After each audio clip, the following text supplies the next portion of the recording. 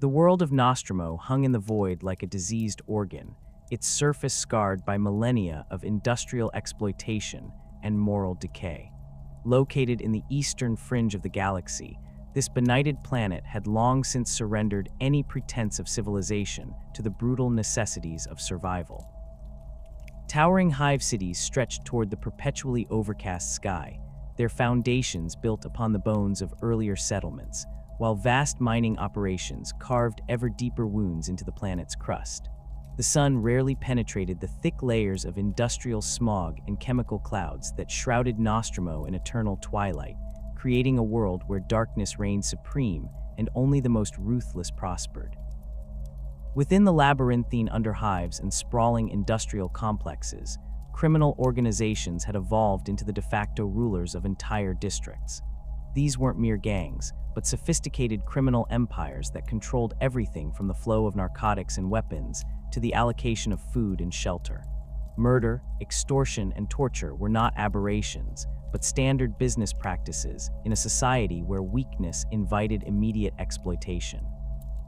The planetary government existed only as a hollow shell, its officials either bought, blackmailed, or buried by the crime lords who wielded true power. Law enforcement had become indistinguishable from organized crime, with corrupt enforcers serving whichever master paid best or threatened most convincingly. The population of Nostromo had adapted to this environment over generations, developing a culture that prized cunning, brutality, and the ability to inspire fear above all other virtues. Children learned to kill before they could properly read, and those who survived to adulthood bore the psychological scars of constant violence and betrayal. Trust was a luxury few could afford, and mercy was seen as a fatal weakness that would inevitably lead to one's destruction. The strong preyed upon the weak without restraint, creating an endless cycle of violence that permeated every aspect of Nostromo's society. Into this nightmare realm came Konrad Curze, though his arrival went unnoticed by the criminal overlords who thought themselves masters of their domain. The infant Primarch's gestation pod crashed into the depths of Quintanis, one of Nostromo's most violent hive cities, where it lay hidden among the industrial wreckage until the child within finally emerged. Unlike his brothers, who were often discovered and raised by caring foster families or noble houses, Curze found himself utterly alone in a world that showed no mercy to the weak or innocent. The young Primarch's early years were a brutal education in survival, as he scavenged for food among the refuse of the underhive while avoiding the predators that stalked the darkness. His superhuman physiology allowed him to endure conditions that would have killed any normal child, but it was his mind that truly set him apart. Curze possessed an intellect that could analyze and adapt to the twisted logic of Nostromo's society with frightening efficiency, learning to read the subtle signs of danger and opportunity that meant the difference between life and death in the underhive. As he matured, Curze began to experience visions of possible futures, prophetic dreams that showed him the consequences of various actions and decisions. These glimpses of what might come to pass filled him with a growing sense of inevitability and doom, as he saw again and again how violence and corruption would spread like a cancer throughout the galaxy. The visions were not gifts but curses, showing him horrors that he felt powerless to prevent while simultaneously driving him toward the very actions that would bring them about. The transformation from abandoned child to the Night Haunter began when Curze reached physical maturity and could no longer remain hidden in the shadows. His first recorded kill was a gang enforcer who had cornered him in a dead-end alley, expecting an easy victim. Instead, the man found himself facing something that moved with inhuman speed and struck with impossible strength. Curze didn't simply kill his attacker, but made the death a message, leaving the corpse displayed in a manner that would haunt anyone who discovered it. Word of the mysterious killer spread through the criminal underworld like wildfire, as bodies began appearing throughout Quintanis with increasing frequency. Each death was more elaborate than the last, turning murder into a grotesque art form that spoke to the deepest fears of those who found them. Curze had learned that in a society built on intimidation and fear, the most effective weapon was terror itself. He began to study the psychology of his enemies, learning exactly how to break their minds before he broke their bodies. The Night Haunter's methods were not random acts of violence, but carefully calculated campaigns of psychological warfare. He would stalk his targets for days or weeks, learning their routines, their fears, and their weaknesses before striking. Sometimes he would kill quickly and cleanly, leaving only a corpse as evidence of his presence. Other times he would engage in elaborate games of cat and mouse, allowing his victims to glimpse him in the shadows before vanishing again, driving them to madness with the knowledge that death was stalking them, but never knowing when it would finally arrive. Within a matter of years, the Night Haunter had systematically dismantled the criminal hierarchy of Quintanis through a combination of targeted assassinations and psychological terrorism. Gang leaders who had ruled through fear found themselves cowering in fortified bunkers, afraid to leave their strongholds as their organizations crumbled around them. Those who survived did so only by abandoning their criminal activities and attempting to impose some semblance of order on their territories, knowing that the alternative was a visit from the creature that haunted the darkness. As his reputation grew, Curze began to see himself not as a monster, but as an agent of justice in a world that had forgotten the meaning of the word. The visions that plagued his dreams showed him that only through fear could order be maintained, that only by becoming something more terrible than the criminals themselves could he hope to control them.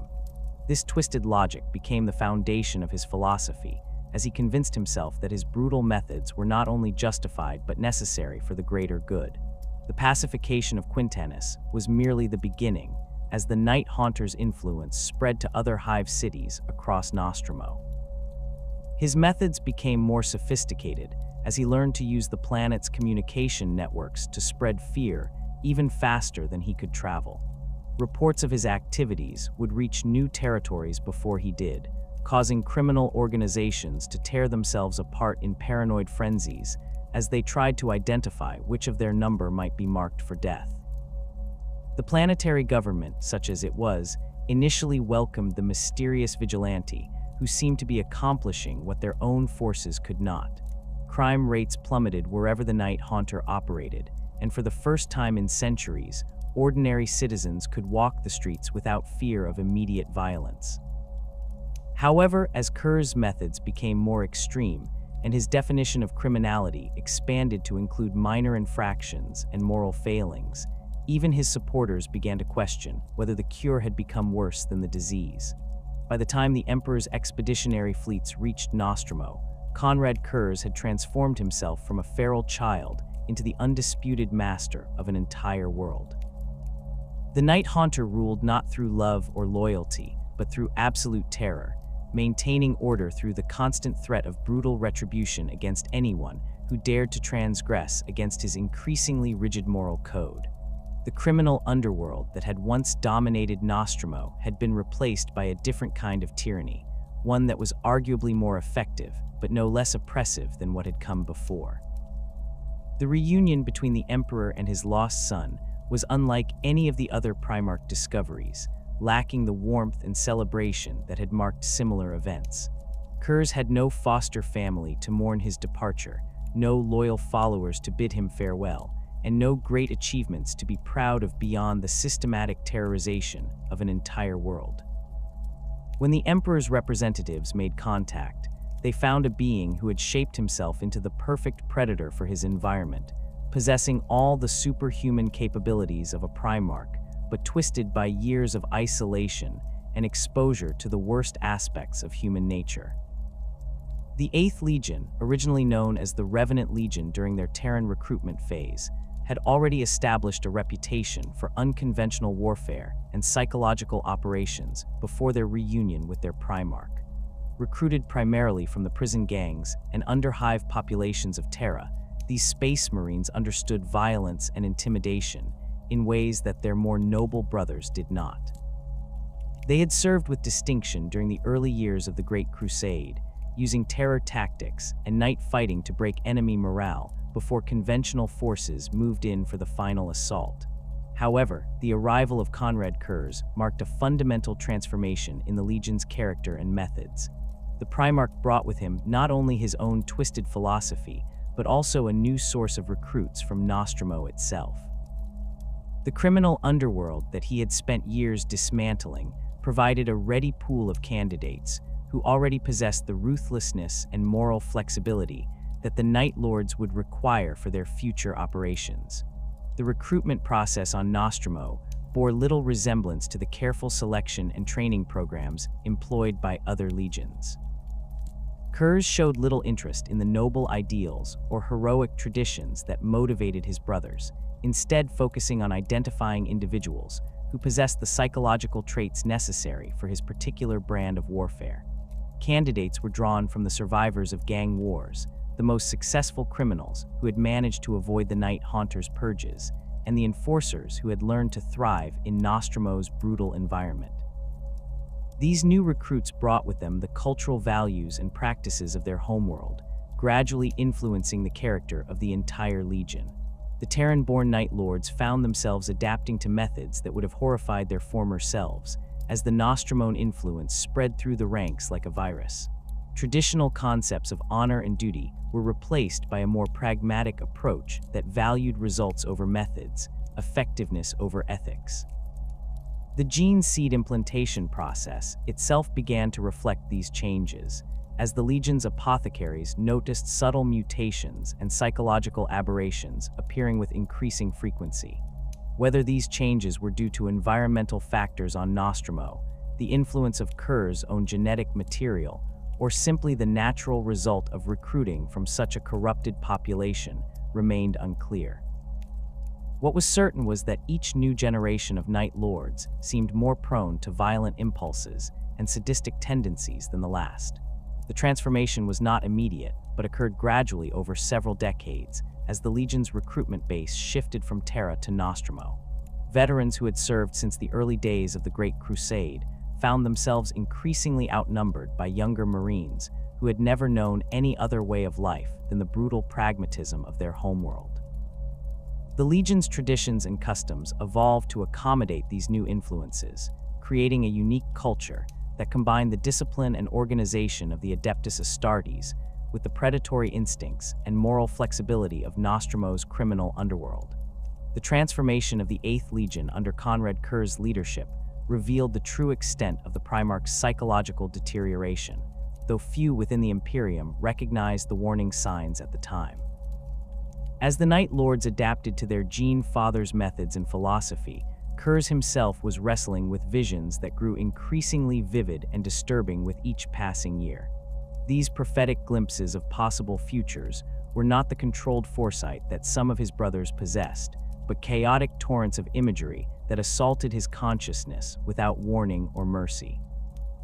The visions came to Curze in fragments and flashes, showing him scenes of betrayal, civil war, and the eventual collapse of everything the Emperor sought to build. He witnessed his brother Horus standing over the Emperor's broken form, saw loyal Primarchs turning against each other in bitter warfare, and observed the Imperium tearing itself apart in an orgy of violence that would dwarf even Nostromo's worst excesses. These glimpses of the future were accompanied by an overwhelming sense of inevitability, as if the events he witnessed had already occurred, and he was merely observing historical records rather than potential outcomes. What tormented Curze most was not simply the content of these visions, but his growing realization that he himself played a crucial role in bringing them to pass.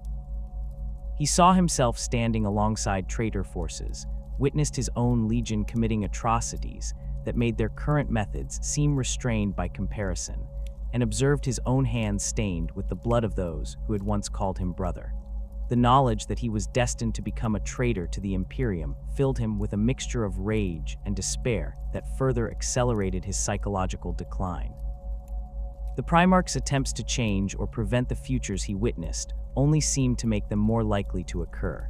When he tried to warn the Emperor about potential betrayals, his words were dismissed as the paranoid ravings of a damaged mind. When he attempted to forge closer bonds with his brothers, his efforts were rebuffed by Primarchs who found his methods and philosophy increasingly repugnant. Each failure to alter the course of events drove Curze deeper into fatalistic despair, convincing him that free will was an illusion and that all beings were merely actors playing predetermined roles in a cosmic tragedy. This philosophical crisis manifested itself in Curze's increasingly erratic behavior and his growing obsession with the concept of justice. The Primarch had convinced himself that his brutal methods on Nostromo had been necessary to bring order to a chaotic world, but the visions showed him that his definition of justice was fundamentally flawed. He began to question whether terror could truly create lasting compliance, or if it merely suppressed criminal behavior without addressing its underlying causes. The internal conflict between Curze's desire for justice and his reliance on terror as a tool of control created a philosophical paradox that his damaged psyche could not resolve. He understood intellectually that fear-based compliance was temporary and required constant reinforcement through increasingly extreme measures, yet he could conceive of no alternative method that would be equally effective. The visions of future betrayals and civil wars seemed to validate his belief that only through absolute terror could order be maintained, even as they demonstrated the ultimate failure of his approach.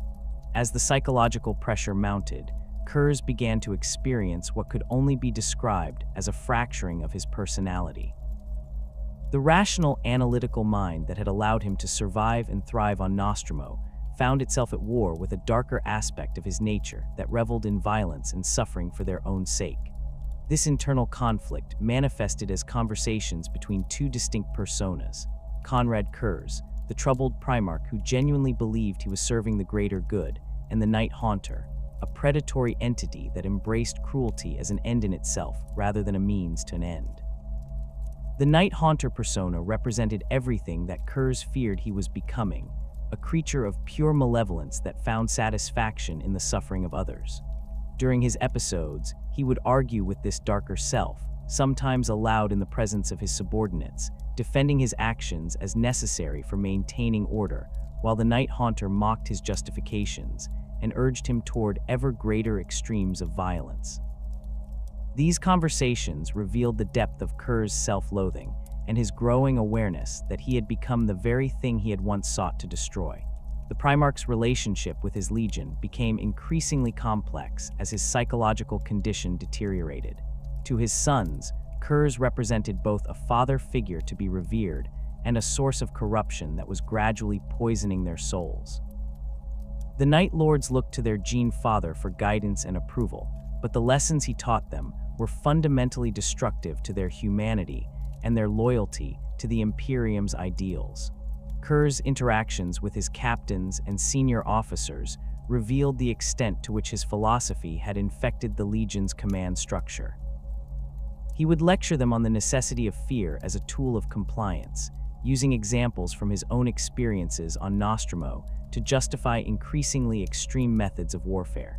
The Primarch's arguments were logical and compelling, backed by empirical evidence of their effectiveness in achieving rapid victory with minimal casualties among his own forces. However, the cost of these victories was measured not in lives lost, but in souls corrupted.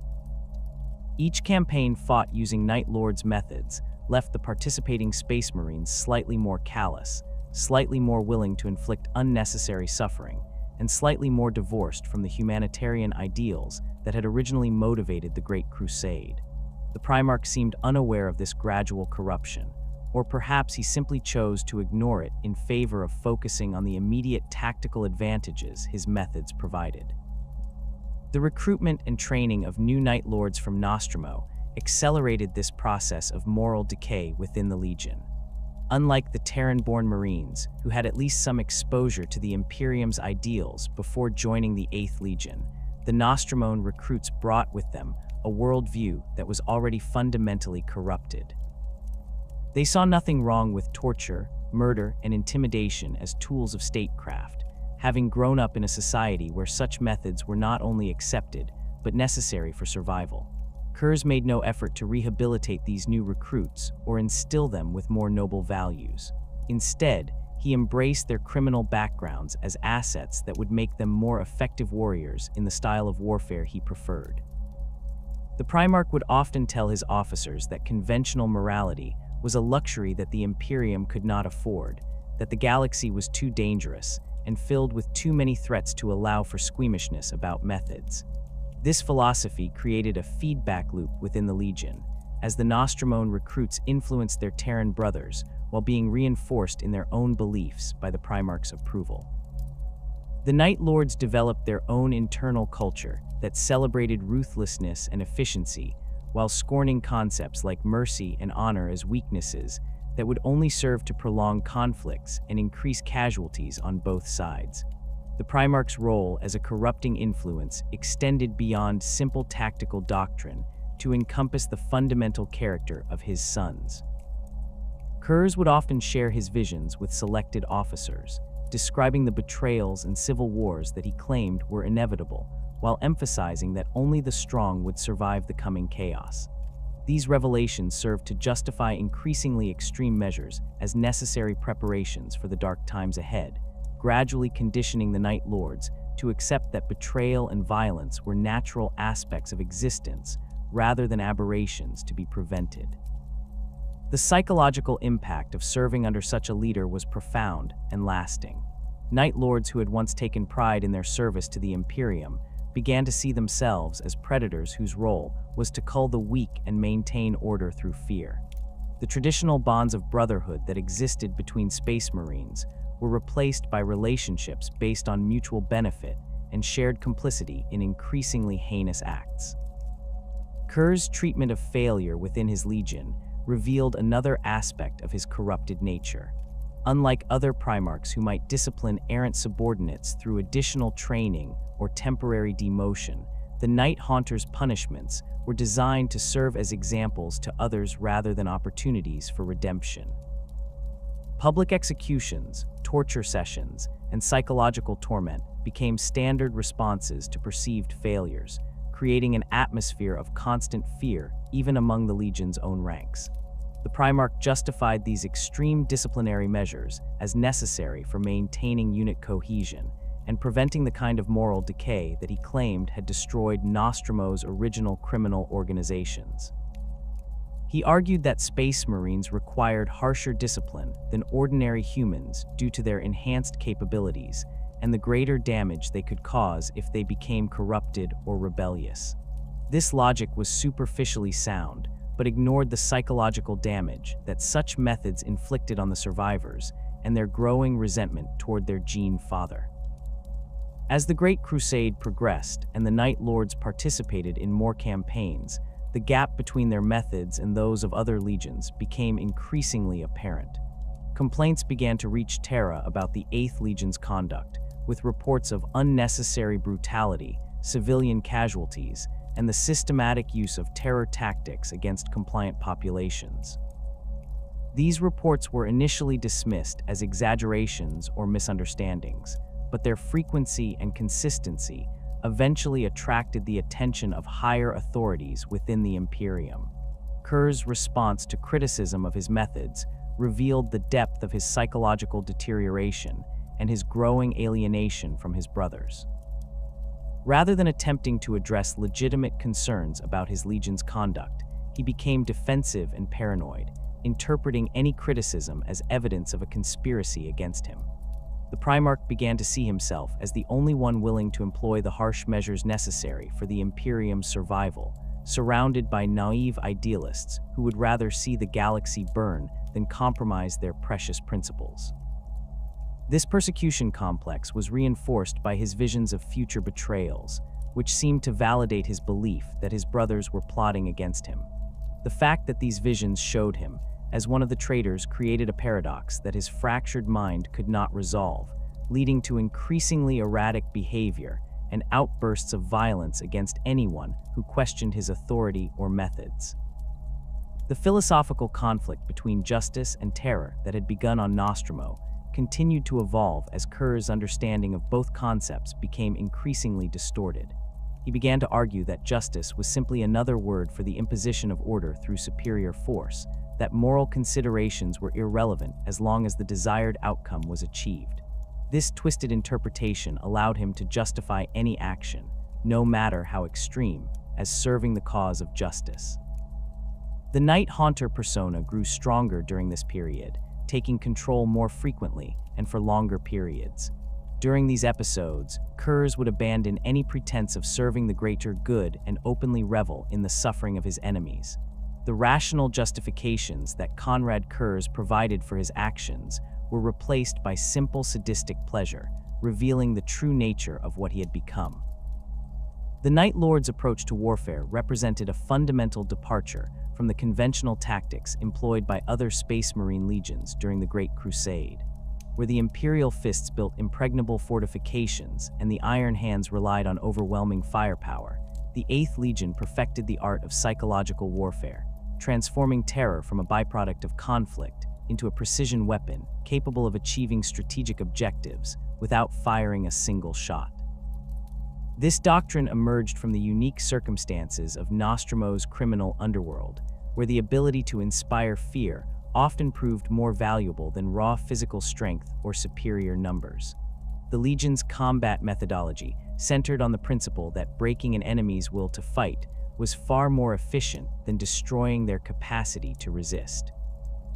Curze had observed during his years as the Night Haunter that even the most heavily armed criminal organizations would collapse once their leadership lost confidence in their ability to maintain control. This insight formed the foundation of the Night Lord's tactical philosophy, which sought to identify and exploit the psychological vulnerabilities of their opponents, rather than simply overwhelming them through superior firepower or numbers.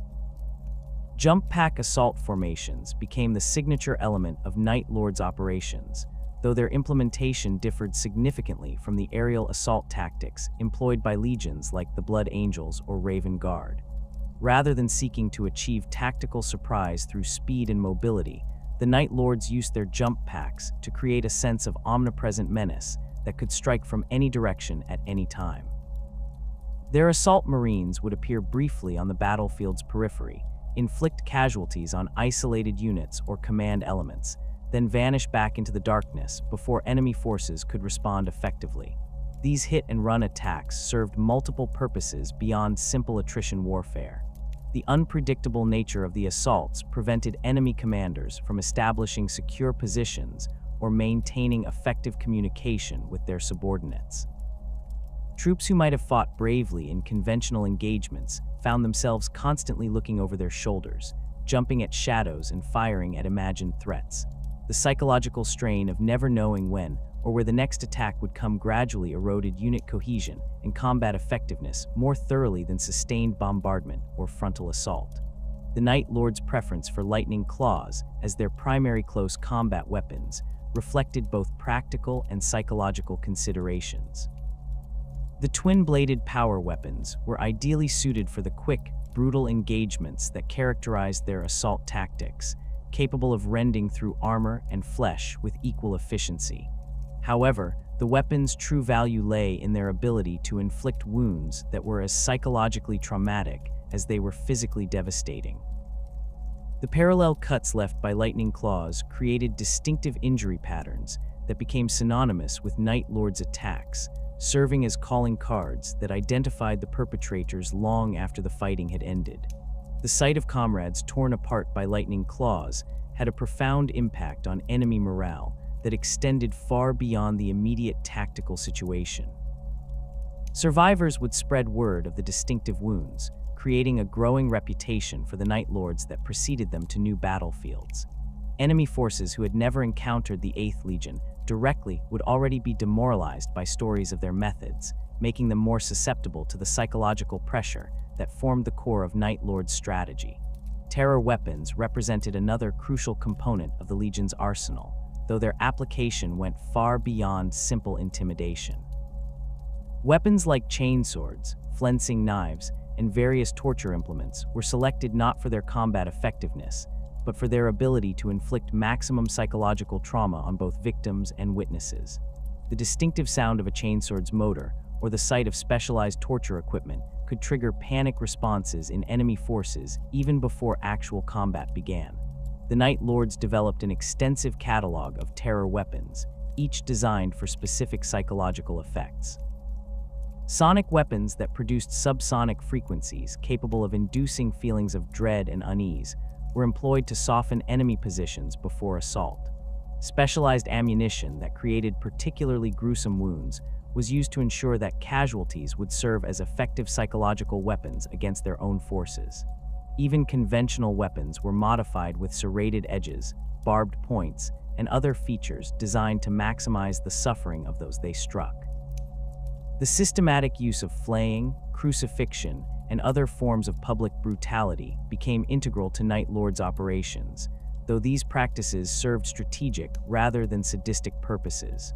Curze had learned on Nostromo that the public display of punishment was often more effective than the punishment itself, creating lasting impressions that would influence behavior long after the immediate threat had passed.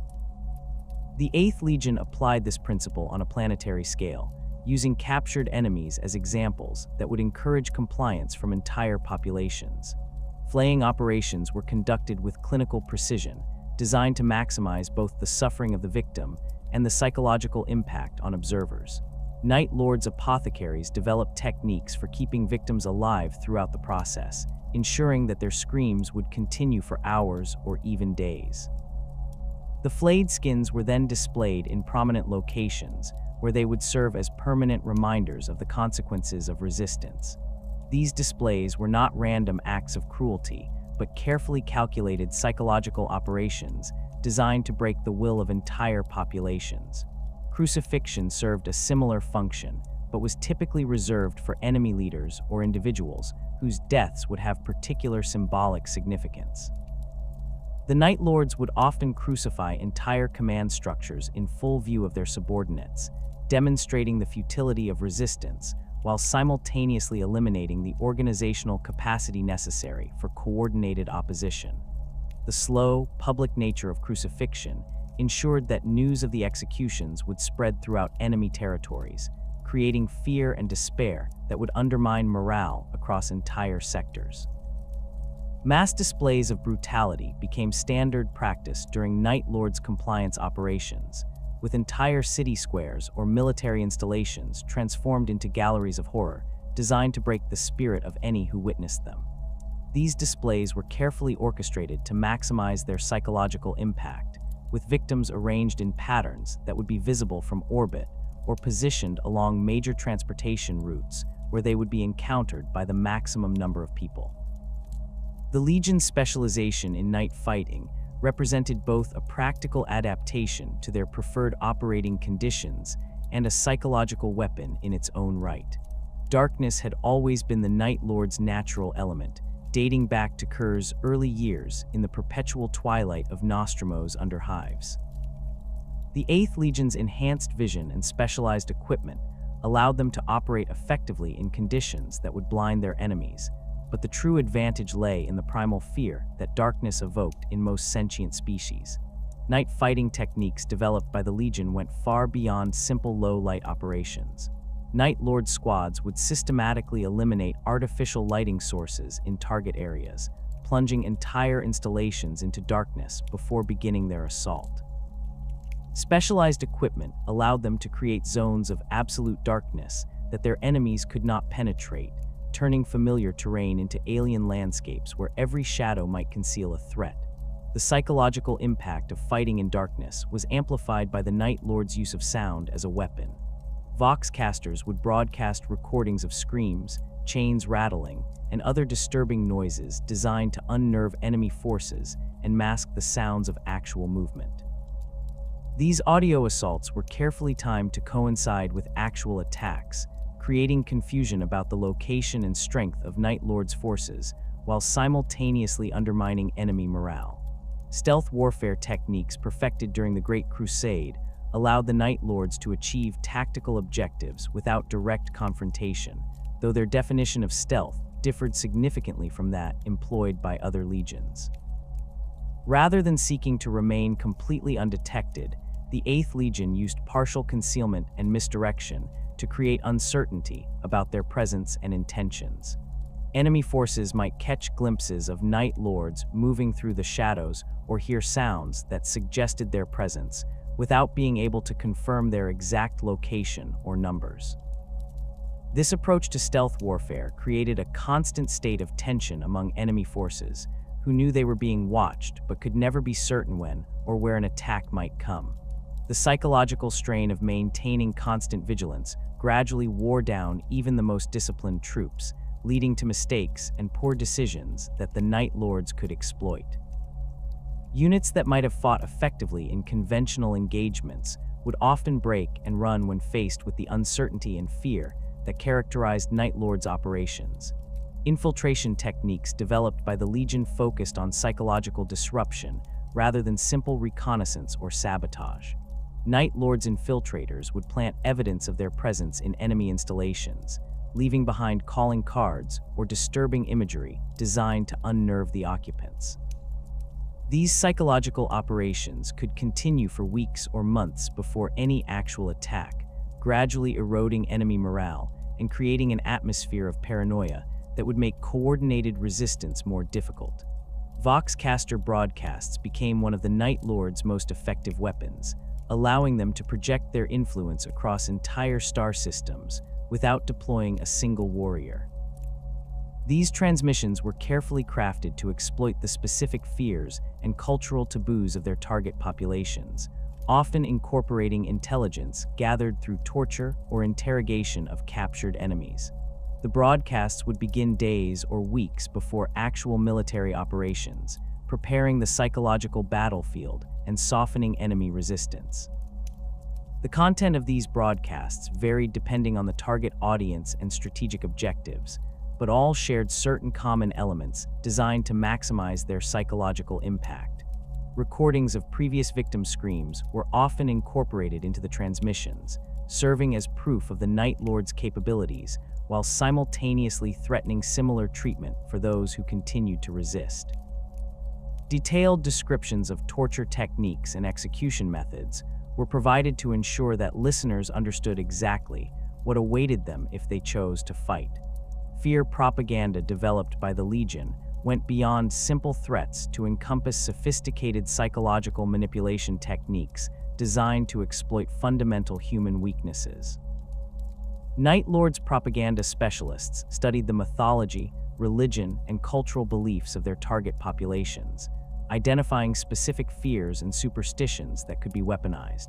These psychological profiles were then used to craft messages that would resonate with deep-seated anxieties and trigger panic responses even among disciplined military forces. The timing and delivery of these propaganda broadcasts were as important as their content. Transmissions would often begin during periods when enemy forces were already under stress, such as during shift changes or meal times when normal routines were disrupted. The broadcasts would be repeated at irregular intervals to prevent enemy forces from adapting to them, with the content gradually escalating in intensity as actual military operations approached. Breaking enemy morale before battles even began became the primary objective of Night Lord's psychological operations, with actual combat serving as a secondary consideration. The Legion's commanders understood that troops who were already demoralized and frightened would be far easier to defeat than those who maintained confidence in their cause and their commanders. This approach often allowed the Night Lords to achieve strategic objectives with minimal casualties among their own forces, though the psychological cost to enemy populations was invariably severe. The effectiveness of these pre-battle psychological operations was measured not in enemy casualties, but in the speed and completeness of their surrender. Successful Night Lords campaigns would often see entire planetary governments capitulate without firing a shot, their will to resist broken by weeks or months of psychological pressure. These bloodless victories were held up as examples of the Legion's tactical superiority, though critics argued that the long-term psychological damage inflicted on compliant populations was ultimately more destructive than conventional warfare. The integration of all these elements into a coherent combat doctrine required extensive coordination between different specialist units within the Legion. Terror assault squads equipped with jump packs and close combat weapons would work in conjunction with psychological warfare specialists and stealth infiltration teams to create multi-layered campaigns that attacked enemy forces on physical, psychological, and moral levels simultaneously. This combined approach made the Night Lords uniquely effective at achieving rapid compliance from resistant populations, though the methods employed often left lasting scars that would influence the character of conquered worlds for generations to come. The Night Lords' integration into the broader Imperial war machine during the early decades of the Great Crusade initially proceeded with remarkable success, as their unconventional methods proved devastatingly effective against the diverse array of enemies encountered across the galaxy's outer reaches. The VIII Legion's reputation for rapid compliance operations spread throughout the Imperial war councils, earning them deployment to some of the most challenging theaters where conventional tactics had failed to achieve decisive results. However, these early victories came at a cost that would not become apparent until years later, as each successful campaign further corrupted the Legion's character and drove them deeper into the darkness that would eventually consume them entirely.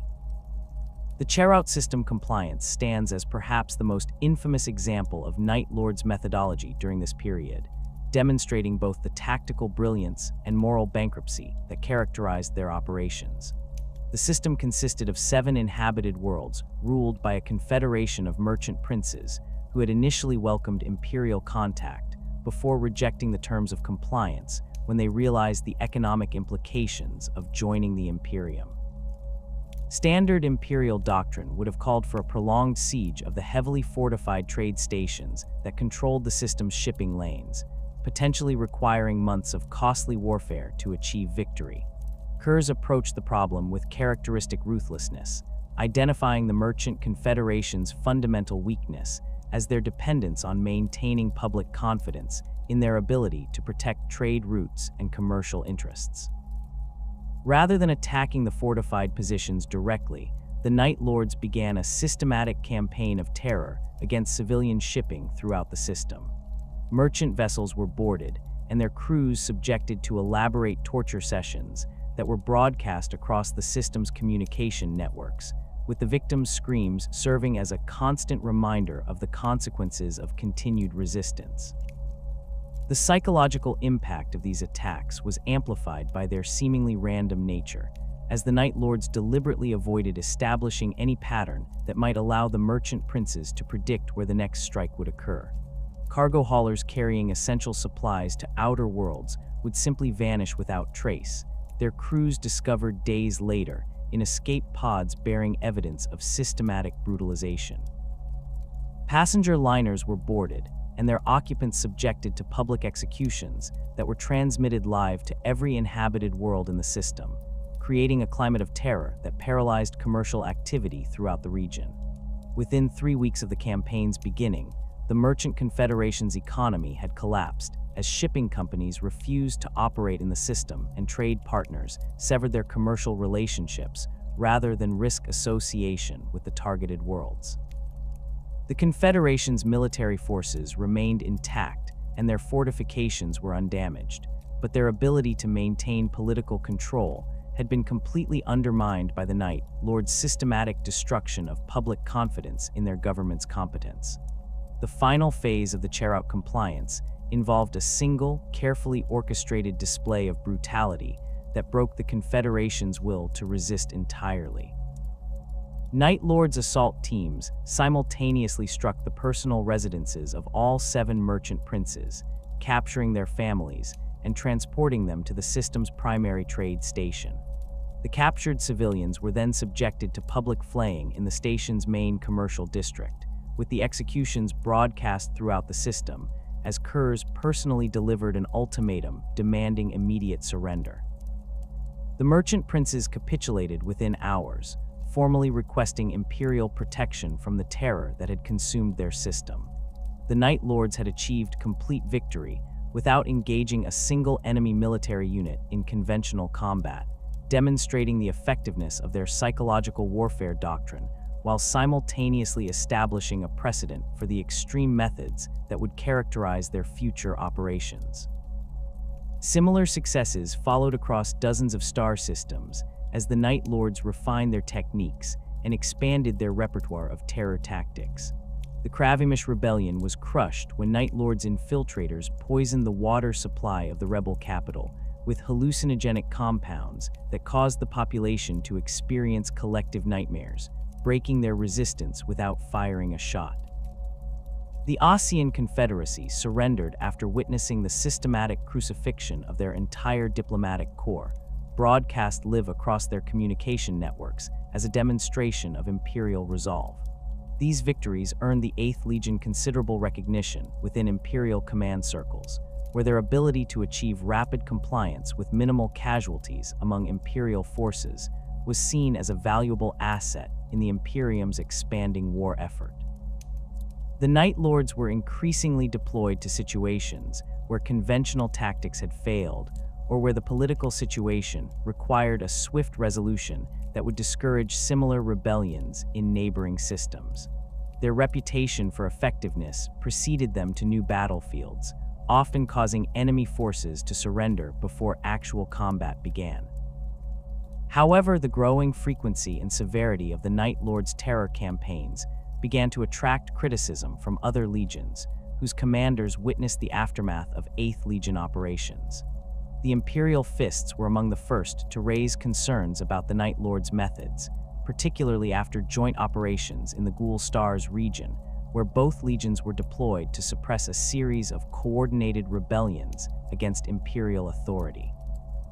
Rogel Dorn's forces had been assigned to fortify key strategic positions, while the Night Lords conducted compliance operations on rebel worlds, but the Imperial Fists commanders were horrified by what they discovered when they arrived to establish their defensive positions. Entire cities had been transformed into monuments to terror, with the crucified remains of rebel leaders lining every major thoroughfare and public buildings converted into torture chambers, where captured civilians were subjected to systematic brutalization. The Imperial Fists protests focused not on the effectiveness of these methods, but on their compatibility with the Imperium's stated goals of bringing civilization and order to the galaxy. Dorn himself confronted Curze directly about the excessive nature of his legion's tactics, arguing that such extreme measures would create lasting resentment among compliant populations and potentially destabilize entire sectors through the psychological trauma they inflicted. Curze's response revealed the extent to which his philosophy had diverged from mainstream Imperial doctrine, as he argued that fear was the only reliable method of ensuring long-term compliance from conquered populations. The Night Haunter maintained that the temporary suffering inflicted during compliance operations was preferable to the prolonged warfare that would result from inadequate initial suppression of resistance. His logic was coldly rational, but ignored the moral implications of his methods and their impact on the civilian populations caught in the crossfire. The philosophical divide between the Imperial Fists and Night Lords reflected broader tensions within the Space Marine legions about acceptable methods of warfare and the proper relationship between Imperial forces and civilian populations. The Imperial Fists represented the traditional view that Space Marines should serve as protectors of humanity, using their enhanced capabilities to shield the innocent from the galaxy's dangers. The Night Lords embodied a darker interpretation of their role, viewing themselves as predators whose function was to eliminate threats through whatever means proved most effective. These tensions escalated during joint operations in the Thramas sector, where Imperial Fists and Night Lords forces were deployed together to suppress a large-scale rebellion that had spread across multiple star systems. The campaign's initial phases proceeded smoothly, with Imperial Fists forces establishing secure bases, while Night Lords units conducted terror operations against rebel strongholds. However, the cooperation broke down when Imperial Fists commanders discovered that Night Lords forces were systematically executing prisoners of war and civilian refugees who had fled rebel-controlled territories. The confrontation between Dorn and Curze that followed this discovery nearly resulted in open warfare between the two legions, as both Primarchs refused to compromise on their fundamental principles. Dorn demanded that the Night Lords cease their execution of prisoners and begin following standard Imperial protocols for the treatment of captured enemies, while Curze insisted that such measures were necessary to prevent the rebellion from spreading to other sectors. The dispute was eventually resolved through intervention from the War Council, but the underlying tensions remained unaddressed and would continue to fester throughout the remainder of the Great Crusade. The Ultramarines proved even more vocal in their criticism of Night Lord's methods, particularly after witnessing the aftermath of the Carta's compliance, where an entire hive city had been systematically depopulated through a combination of mass executions and psychological warfare. Robute Guilliman's forces had been assigned to establish administrative control over the conquered world, but they found a population so traumatized by their experiences under Night Lord's occupation that normal governance was impossible to implement. Guilliman's complaints focused on the practical difficulties created by the Night Lord's excessive use of terror tactics, arguing that their methods made post-compliance reconstruction far more difficult and expensive than necessary. The Ultramarines Primarch presented detailed analyses showing that worlds conquered through Night Lord's operations required significantly more resources to pacify and integrate into the Imperium than those brought into compliance through conventional means. The economic arguments against Night Lord's methods were compelling, but they failed to address Curze's fundamental belief that fear was the most reliable tool for maintaining order across the Imperium's vast territories.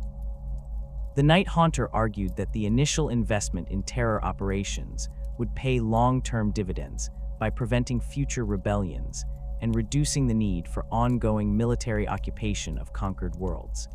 His position was supported by statistical evidence showing that worlds conquered by the Night Lords experienced lower rates of subsequent rebellion than those brought into compliance through other means.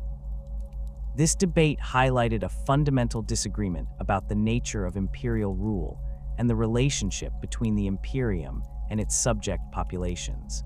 The Ultramarines favored an approach that emphasized integration and assimilation, bringing conquered worlds into the imperial fold through a combination of military pressure and administrative efficiency. The Night Lords preferred a model based on deterrence and intimidation, maintaining control through the constant threat of brutal retaliation against any sign of disloyalty. The growing criticism from other legions began to isolate the Night Lords within the broader imperial military structure, as their reputation for excessive brutality made other commanders reluctant to work with them. Joint operations became increasingly rare as Legion commanders requested that their forces be deployed separately from the VIII Legion, citing concerns about the impact of Night Lords' methods on their own troops' morale and discipline.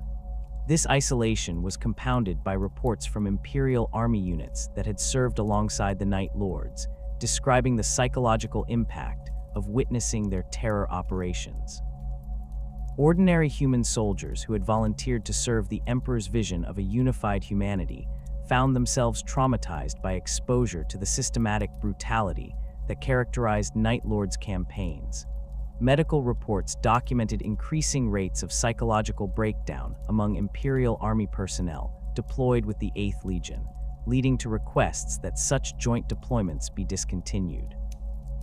The Night Lords' response to this growing criticism was to become even more insular and defensive about their methods, interpreting complaints as evidence of weakness and moral squeamishness among their fellow Imperial forces.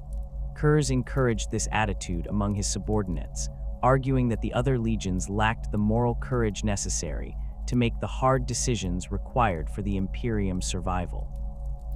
This philosophy created a siege mentality within the VIII Legion that further separated them from their brother legions and reinforced their belief that they alone understood the true nature of warfare in the 31st millennium.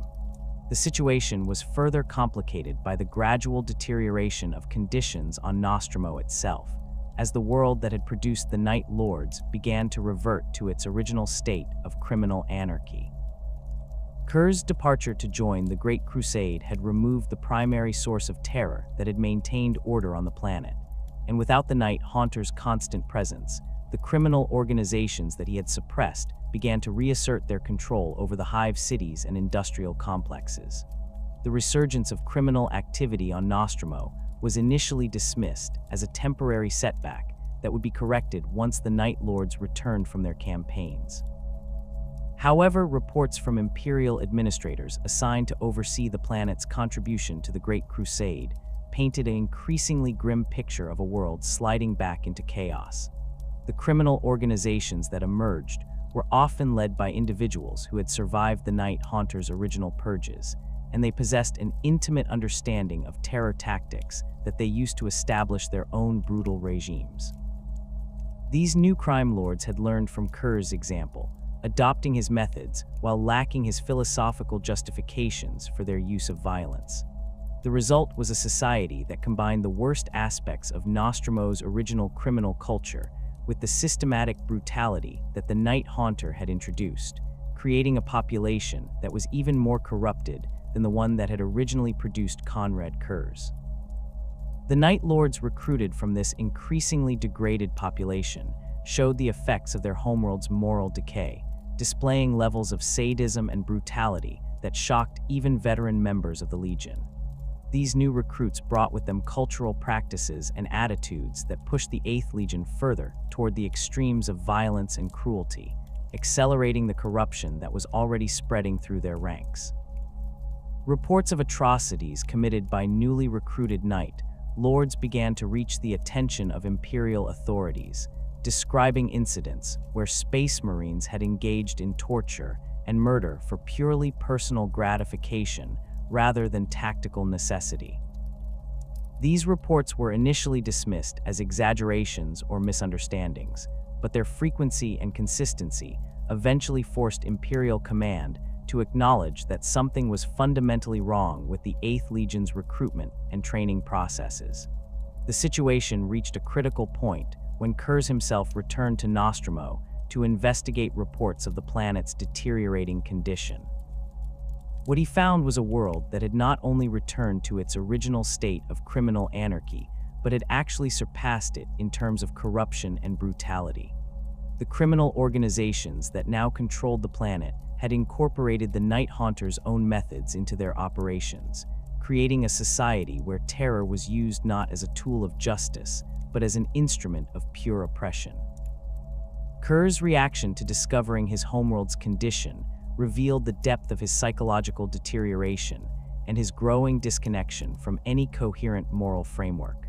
Rather than attempting to restore order through the same methods he had used before, the Primarch concluded that Nostromo was beyond redemption and represented a fundamental threat to the integrity of his legion. The world that had shaped him had become a source of corruption that was poisoning the very gene seed of his sons, turning them into monsters that served no purpose beyond their own gratification. The decision to destroy Nostromo was made with characteristic ruthlessness, as Curze concluded that the complete elimination of his homeworld was the only way to prevent its continued corruption of the Night Lord's Legion. The Primarch ordered his fleet to conduct orbital bombardment of the planet's major population centers, systematically destroying the hive cities and industrial complexes that had defined Nostromoan civilization for millennia. The bombardment of Nostromo was conducted with clinical precision, as the Night Lords used their intimate knowledge of the planet's geography and infrastructure to maximize the destruction. Cyclonic torpedoes were targeted at the major hive cities, while lance strikes eliminated smaller settlements and industrial facilities. The operation continued for several days until the planet's surface was reduced to a lifeless wasteland of radioactive glass and twisted metal. The destruction of Nostromo sent shockwaves throughout the Imperium, as news of a Primarch destroying his own homeworld raised unprecedented questions about the loyalty and stability of the Space Marine legions. The official explanation presented to Imperial authorities described the action as a necessary response to widespread corruption and rebellion on the planet, but many within the Imperial hierarchy suspected that deeper issues were involved. The psychological impact of destroying Nostromo on Curze himself was profound, as the action represented the final severing of his connection to any form of moral authority or justification for his methods. The Primarch had destroyed the world that created him, acknowledging that his own origins were fundamentally corrupted, while simultaneously eliminating any possibility of redemption or return to his earlier ideals. The Night Haunter had consumed Konrad Curze entirely, leaving only a creature of pure vengeance and terror whose actions served no purpose beyond the infliction of suffering. The destruction of Nostromo marked a fundamental turning point in Konrad Curze's relationship with the Imperium, transforming what had been philosophical disagreements about methods into an irreconcilable breach with the Emperor's vision for humanity's future. The Primarch's decision to obliterate his homeworld demonstrated a level of ruthlessness that shocked even his most hardened supporters within the imperial hierarchy, but more importantly, it revealed the extent to which his moral compass had become completely divorced from any recognizable standard of justice or necessity. The official reports that reached Terra described the action as a regrettable but necessary response to widespread corruption, yet those who knew Curze personally understood that something far more disturbing had occurred. The Emperor's reaction to the destruction of Nostromo was notably restrained, consisting primarily of administrative inquiries about the tactical necessity of such extreme measures rather than any direct condemnation of his son's actions. This apparent indifference to the fate of an entire world and its billions of inhabitants served to reinforce Curze's growing belief that the Imperium's proclaimed dedication to protecting humanity was nothing more than propaganda designed to mask its true nature as a tyrannical empire built on violence and oppression. The Night Haunter began to see his own methods not as aberrations from imperial doctrine, but as honest expressions of the Imperium's fundamental character. The philosophical crisis that had been building within Curze's fractured psyche reached a critical mass as he struggled to reconcile his role as an instrument of imperial justice with his growing awareness of the Imperium's hypocrisy. The visions that continued to plague his dreams showed him scenes of the Emperor's own brutality during the Unification Wars, the systematic extermination of entire populations who refused to accept imperial rule, and the countless atrocities committed in the name of bringing order to the galaxy. These revelations forced Curze to confront the uncomfortable truth that his own methods were not unique aberrations, but logical extensions of imperial policy. The Primarch's growing disillusionment was compounded by his observations of how other imperial institutions operated when they believed themselves unobserved. The Administratum's willingness to sacrifice entire worlds for marginal strategic advantages, the Mechanicum's callous experimentation on human subjects, and the Imperial Army's routine use of penal legions as expendable shock troops all served to validate Curze's belief that the Imperium's noble rhetoric masked a reality every bit as brutal as anything he had witnessed on Nostromo. The only difference, he concluded, was that the Imperium's violence was sanctified by official approval and dressed in the language of necessity and duty. This realization transformed Curze's relationship with his fellow Primarchs, as he began to view their criticism of his methods as either naive self-deception or deliberate hypocrisy. When Guilliman spoke of the need to minimize civilian casualties, Curze saw only willful blindness to the millions of civilians who died in Ultramarines' compliance campaigns through starvation, disease, and economic collapse. When Dorn emphasized the importance of protecting the innocent, the Night Haunter remembered the orbital bombardments that the Imperial fists had conducted against rebellious hive cities, killing indiscriminately in the name of restoring order. The Primarch's arguments during War Council meetings became increasingly confrontational as he challenged his brothers to acknowledge the true nature of their actions and abandon what he saw as their hypocritical moral posturing. Curze would present detailed analyses of casualty figures from various compliance campaigns, demonstrating that conventional imperial tactics often resulted in higher overall death tolls than his own terror operations. His logic was unassailable from a purely statistical perspective, but it ignored the qualitative differences between deaths caused by the necessities of warfare and those inflicted through deliberate torture and psychological manipulation. These confrontations served to further isolate the Night Lords within the broader imperial military structure, as other Primarchs began to view Curze not merely as a useful but distasteful ally, but as a fundamental threat to the moral foundation of the Great Crusade. The philosophical poison that had consumed the VIII Legion's Primarch was beginning to spread through his arguments and challenges, forcing other commanders to confront uncomfortable questions about their own methods and motivations that they preferred to leave unexamined. The recruitment policies that Curze implemented following Nostromo's destruction reflected his complete abandonment of any pretense that the Night Lords served a noble purpose. With his homeworld eliminated as a source of new warriors, the Primarch turned to the criminal underworld of compliant Imperial worlds, actively seeking out murderers, torturers, and other violent criminals to fill his legion's ranks. This represented a fundamental departure from standard Space Marine recruitment practices, which emphasized the selection of candidates who displayed not only physical prowess, but also moral character and psychological stability. The process of identifying suitable candidates involved extensive collaboration with local law enforcement agencies and criminal organizations, as Night Lords recruitment teams sought individuals who had demonstrated both the capacity for extreme violence and the psychological flexibility necessary to thrive in the Legion's increasingly corrupt culture. Planetary governors were pressured to provide access to their prison systems and execution facilities, where Night Lords apothecaries would evaluate condemned criminals for potential recruitment into the VIII Legion. These new recruits brought with them cultural practices and moral frameworks that were fundamentally incompatible with traditional Space Marine values, accelerating the corruption that was already spreading through the Night Lords' ranks. Unlike the Nostromone criminals who had at least grown up in a society where violence served some form of social function, these new candidates often came from backgrounds where cruelty and sadism were pursued for their own sake, rather than as tools for achieving specific objectives. The gene seed implantation process itself began to reflect these changes, as the Legion's apothecaries reported increasing rates of psychological instability and violent episodes among newly created Space Marines.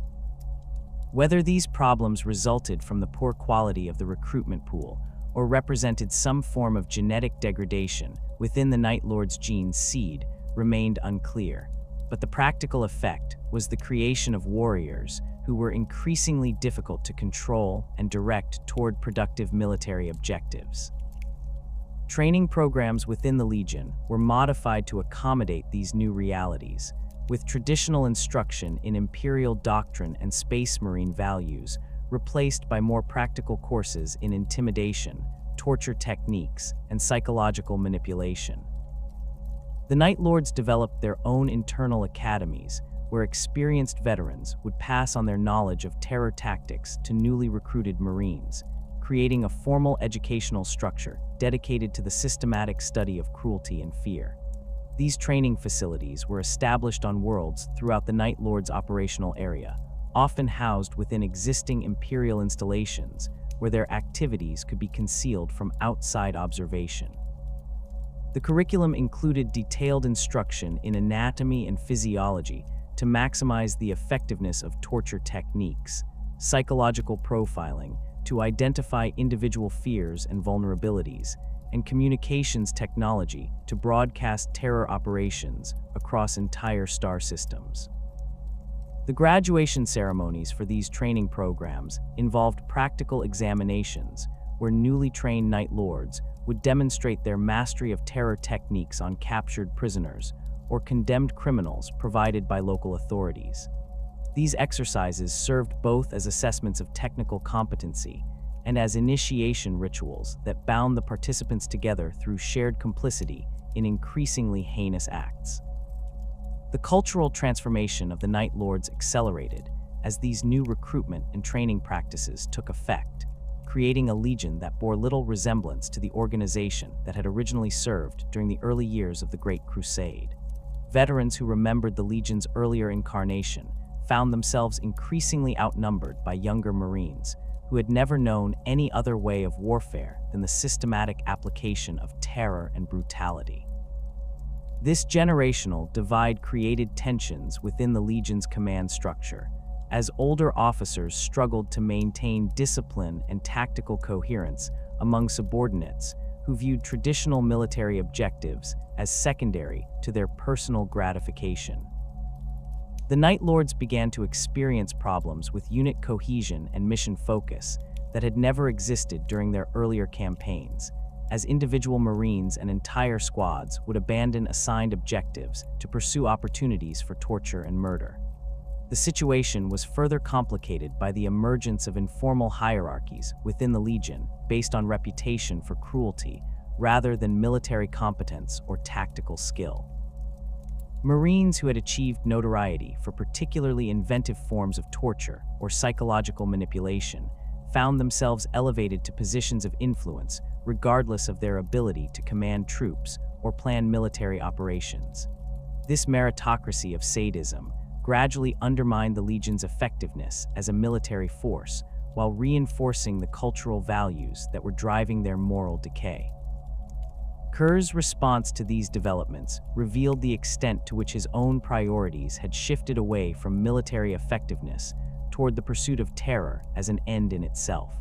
Rather than attempting to restore discipline and focus within his Legion, the Primarch embraced the chaos and encouraged his subordinates to explore ever more extreme forms of violence and intimidation.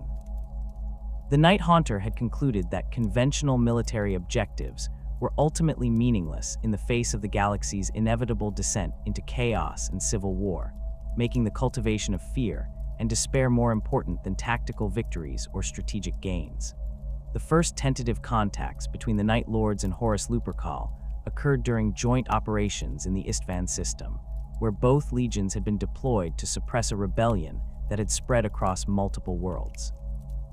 The initial cooperation between the two forces proceeded smoothly, with the Luna Wolves providing conventional military pressure, while the Night Lords conducted their characteristic terror operations against rebel strongholds. However, the true significance of this collaboration lay not in its tactical success, but in the philosophical discussions that took place between the two Primarchs during planning sessions. Horus demonstrated a sophisticated understanding of the Night Lords' methods and their psychological foundations, showing none of the moral squeamishness or tactical criticism that characterized other Primarchs' reactions to Curze's approach to warfare. The War Master spoke approvingly of the efficiency and effectiveness of terror tactics, while expressing frustration with what he described as the naive idealism that prevented other Imperial forces from adopting similarly practical approaches to military problems. These conversations revealed a fundamental compatibility between Horus and Curze that went beyond simple tactical cooperation to encompass shared views about the nature of power and the requirements for maintaining control over vast territories and diverse populations. Both Primarchs had concluded that the Imperium's official rhetoric about liberation and enlightenment was ultimately counterproductive, creating unrealistic expectations among subject populations while constraining Imperial forces from using the most effective methods available to them. The philosophical alignment between the two Primarchs was reinforced by their shared frustration with the Emperor's increasingly distant leadership style and his apparent indifference to the practical challenges faced by his sons during the Great Crusade. Horus spoke of feeling abandoned by their father, forced to make increasingly difficult decisions without guidance or support from the being who had created them to serve his vision. Curze found these complaints resonated strongly with his own experiences, particularly his failed attempts to warn the Emperor about the visions of betrayal and civil war that continued to plague his dreams.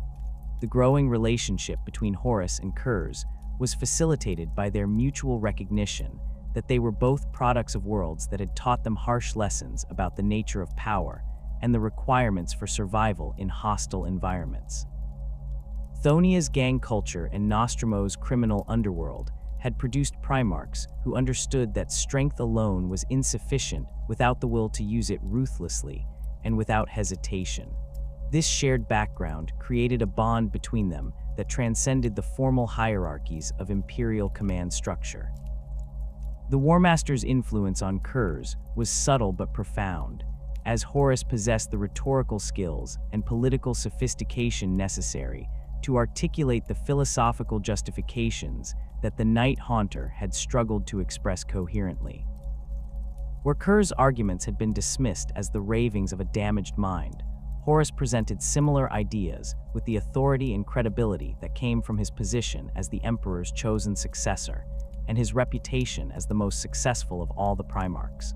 Under Horus's guidance, Curze began to see his visions of future betrayal and civil war not as inevitable tragedies to be prevented, but as opportunities to reshape the Imperium according to more realistic principles.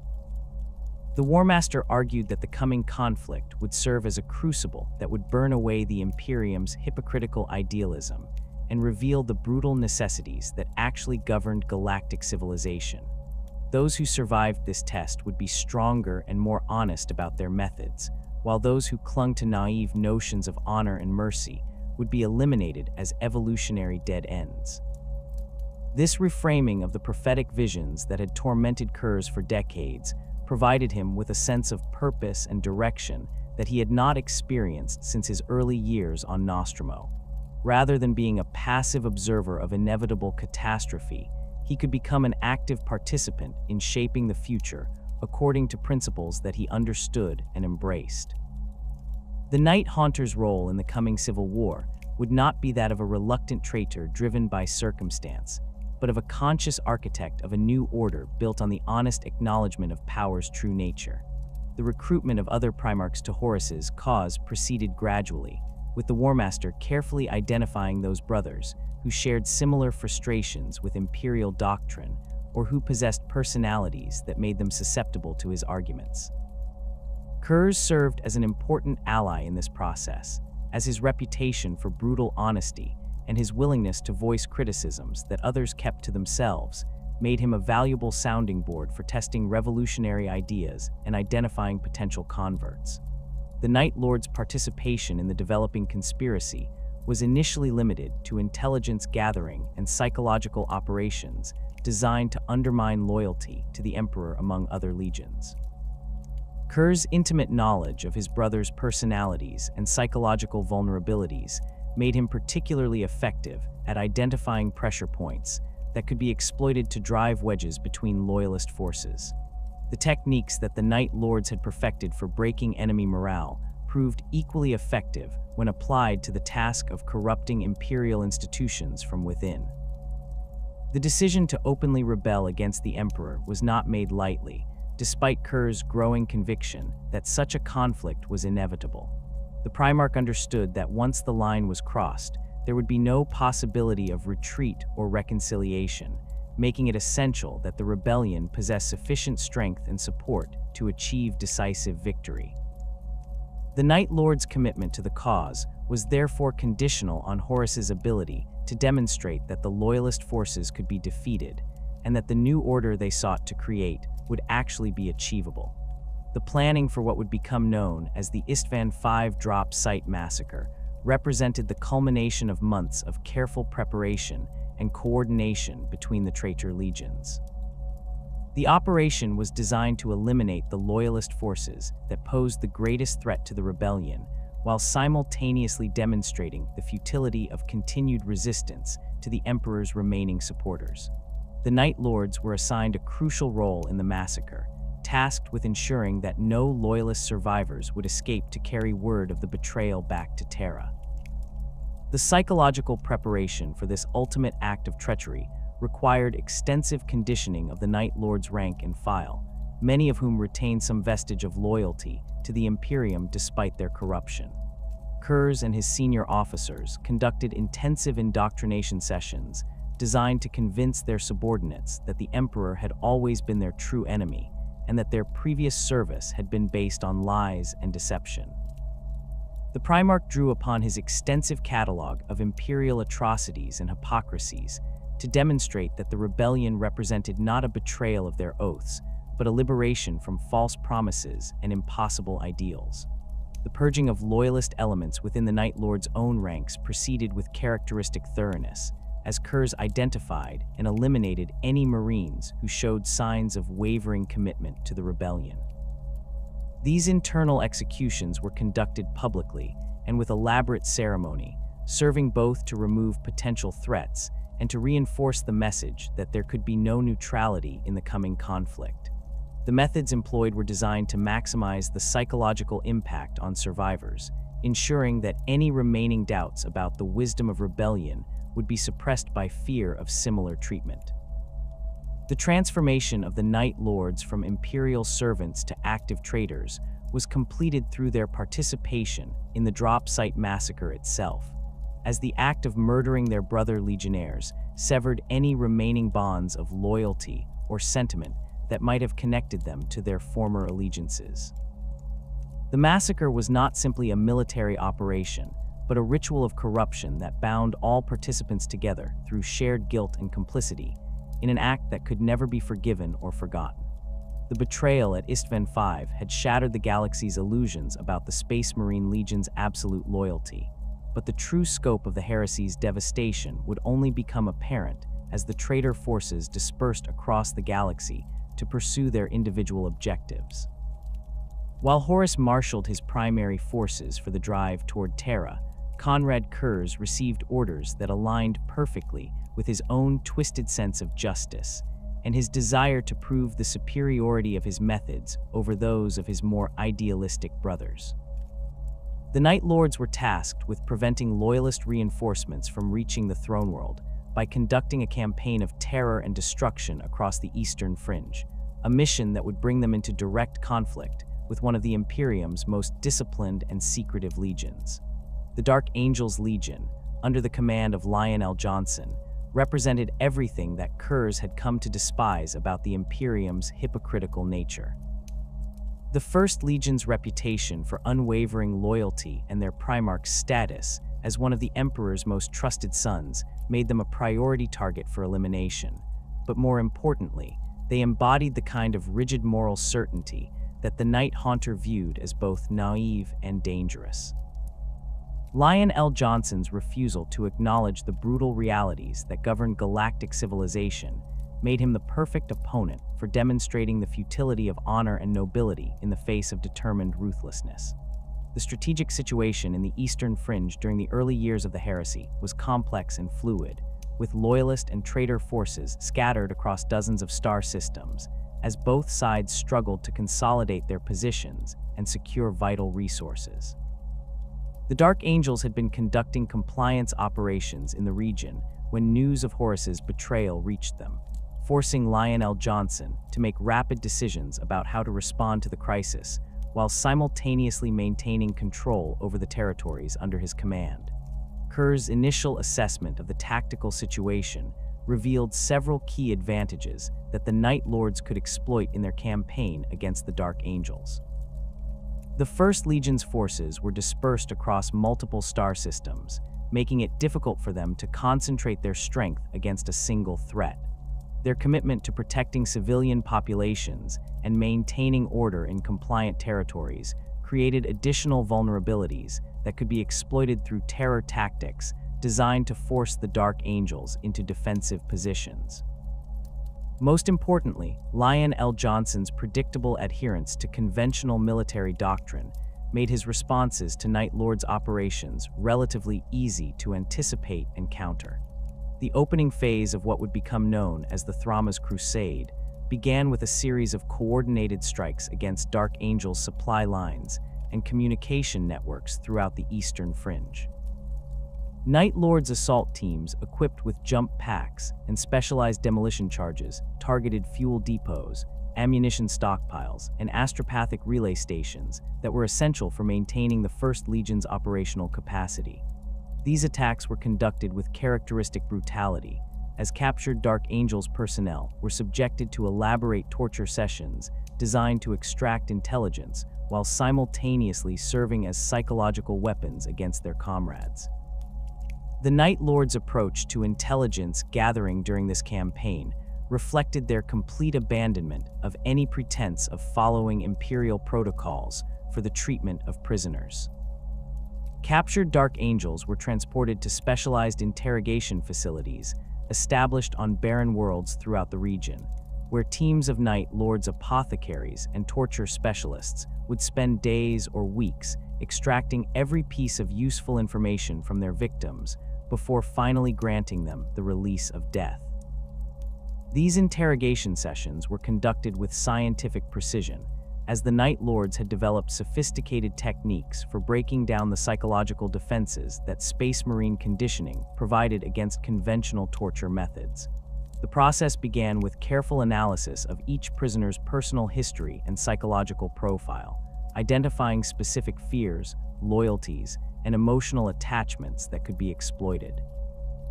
Physical torture was then combined with psychological manipulation, designed to systematically destroy the victim's sense of identity and purpose, reducing proud Space Marines to broken shells who would reveal anything their captors wished to know. The intelligence gathered through these brutal methods provided the Night Lords with detailed information about Dark Angel's force deployments, supply routes, and command structures that proved invaluable for planning subsequent operations. More importantly, the systematic torture of captured Dark Angels served as a weapon of psychological warfare that gradually eroded the First Legion's morale and combat effectiveness, as word of their comrades' fate spread through their ranks. Lionel Johnson's initial response to the Night Lords' campaign demonstrated both his tactical competence and his fundamental misunderstanding of the enemy he faced. The Dark Angels Primarch attempted to counter the terror attacks through conventional military means, deploying rapid response forces to protect key installations while conducting sweeps of suspected Night Lord strongholds. These operations achieved limited tactical success, but failed to address the underlying strategic problem posed by an enemy who refused to fight according to established rules of engagement. The Dark Angels' adherence to traditional Space Marine combat doctrines proved to be a significant disadvantage when facing an opponent who had completely abandoned such constraints. Lionel Johnson's forces were trained and equipped for direct confrontation with enemy military units, not for the kind of asymmetric warfare that the Night Lords specialized in conducting. The First Legion's attempts to protect civilian populations and maintain order in compliant territories created additional burdens that the Night Lords exploited ruthlessly, forcing the Dark Angels to spread their forces thin while providing numerous soft targets for terror operations. The first major engagement of the Thrama's crusade occurred in the Sheol system, where a Dark Angels strike force had been deployed to investigate reports of Night Lords' activity on the system's industrial worlds. The Dark Angels force consisted of approximately 3 companies of Space Marines supported by Imperial Army units and a small fleet of escort vessels, a substantial force that should have been more than adequate to deal with the reported Night Lords' presence in the system. The Night Lords' preparation for the Battle of Sheol demonstrated their evolution from a conventional Space Marine Legion into something far more sinister and effective. Rather than attempting to match the Dark Angels in direct combat, Curze's forces had spent weeks infiltrating the system's civilian infrastructure and establishing hidden bases within the industrial complexes that dotted the system's inhabited worlds. When the Dark Angels arrived, they found themselves facing not a conventional military force, but a distributed network of terror cells that could strike from any direction at any time. The opening phase of the battle involved simultaneous attacks on the Dark Angels' landing zones, supply depots, and command facilities, conducted by Night Lords' assault teams that emerged from concealed positions throughout the industrial complexes. These initial strikes were designed not to achieve decisive tactical victories, but to create confusion and disrupt the Dark Angels' ability to coordinate their response to the broader threat. Jump pack-equipped Night Lords would appear without warning to conduct brief but devastating attacks on isolated units before vanishing back into the maze of industrial structures that provided perfect concealment for their operations. The psychological impact of these hit-and-run attacks was amplified by the Night Lord's systematic targeting of Dark Angels officers and communication specialists, gradually degrading the First Legion's command and control capabilities while creating an atmosphere of constant tension and uncertainty. Dark Angels squads found themselves operating in isolation, unable to establish reliable contact with their commanders or coordinate their actions with nearby units. The industrial environment that should have provided defensive advantages instead became a labyrinth of potential ambush sites where death could strike from any shadow. The Dark Angels' attempts to establish secure perimeters and conduct systematic sweeps of the industrial complexes, were frustrated by the Night Lords' intimate knowledge of the terrain and their willingness to use the civilian population as both shields and weapons. Night Lords' operatives had spent weeks terrorizing the local workforce into compliance, creating a network of informants and collaborators who provided intelligence about Dark Angel's movements, while simultaneously serving as human obstacles that the First Legion could not simply eliminate without violating their own moral code. The climax of the Battle of Sheol occurred when Night Lords' forces managed to capture several Dark Angel's officers during a failed assault on what appeared to be a major Night Lord stronghold, but was actually an elaborate trap designed to lure the First Legion's commanders into a carefully prepared killing ground.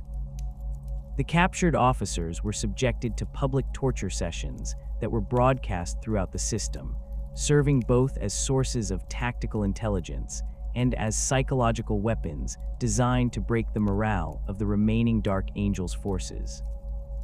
The sight of their brothers being systematically brutalized had a profound impact on the Dark Angel survivors, who found themselves torn between their desire to rescue their comrades and their recognition that any rescue attempt would likely result in additional casualties.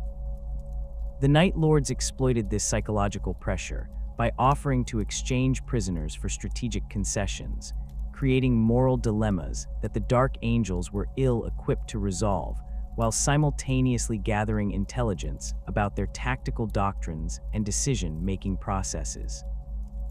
The eventual withdrawal of Dark Angel's forces from the Sheol system marked the first clear victory for the Night Lords in the Thramma's crusade, but more importantly, it established the pattern of warfare that would characterize the entire campaign.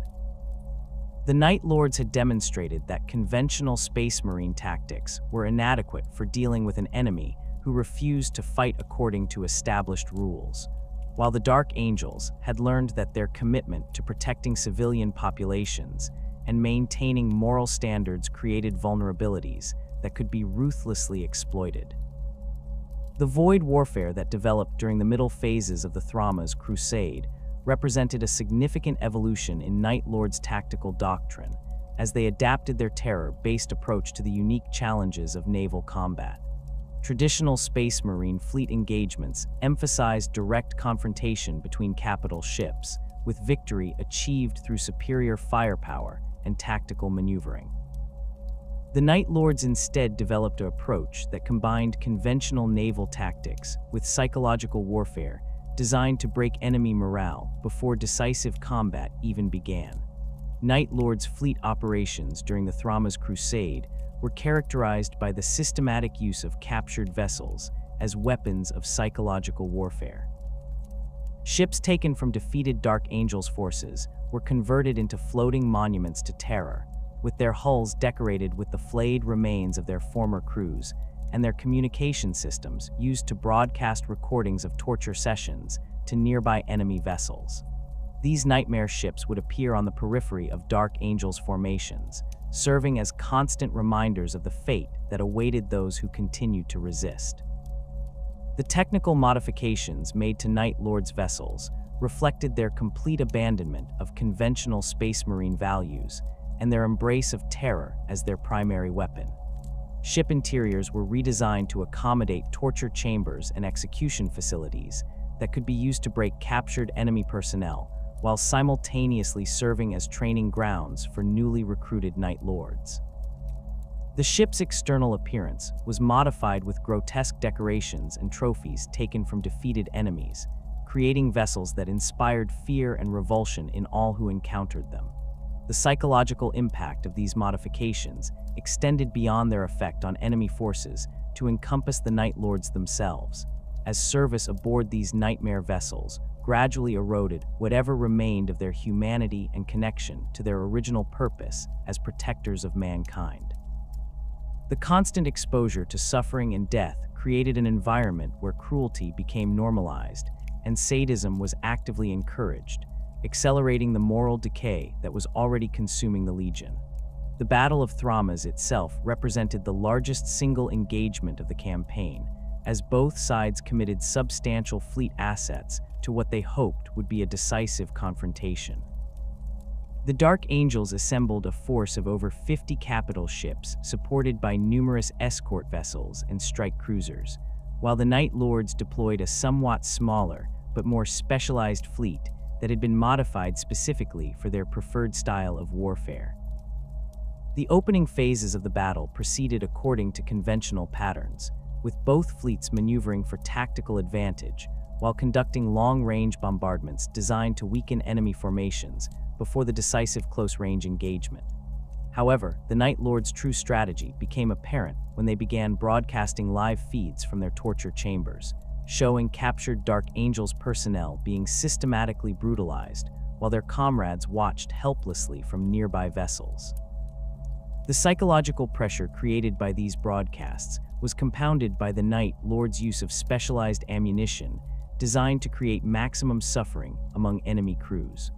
Boarding torpedoes filled with toxins that caused paralysis rather than death allowed Night Lords' assault teams to capture enemy personnel alive for transport back to their torture facilities. The knowledge that capture meant prolonged agony rather than honorable death in battle had a profound impact on Dark Angels' morale, creating hesitation and fear that the Night Lords exploited ruthlessly. The climax of the Battle of Thramas occurred when Night Lords boarding parties managed to capture Lion L. Johnson himself during what appeared to be a successful Dark Angels assault on the Night Lords' flagship. The Dark Angels Primarch had led a teleporter assault on Curze's command vessel, expecting to end the campaign through a decisive strike against the enemy leadership. Instead, he found himself trapped in a carefully prepared ambush that had been designed specifically to capture him alive rather than simply eliminate him as a threat. The capture of Lion L. Johnson represented the greatest victory of Curze's military career, providing him with the ultimate prize for his campaign of terror, while simultaneously demonstrating the superiority of his methods over conventional space marine tactics.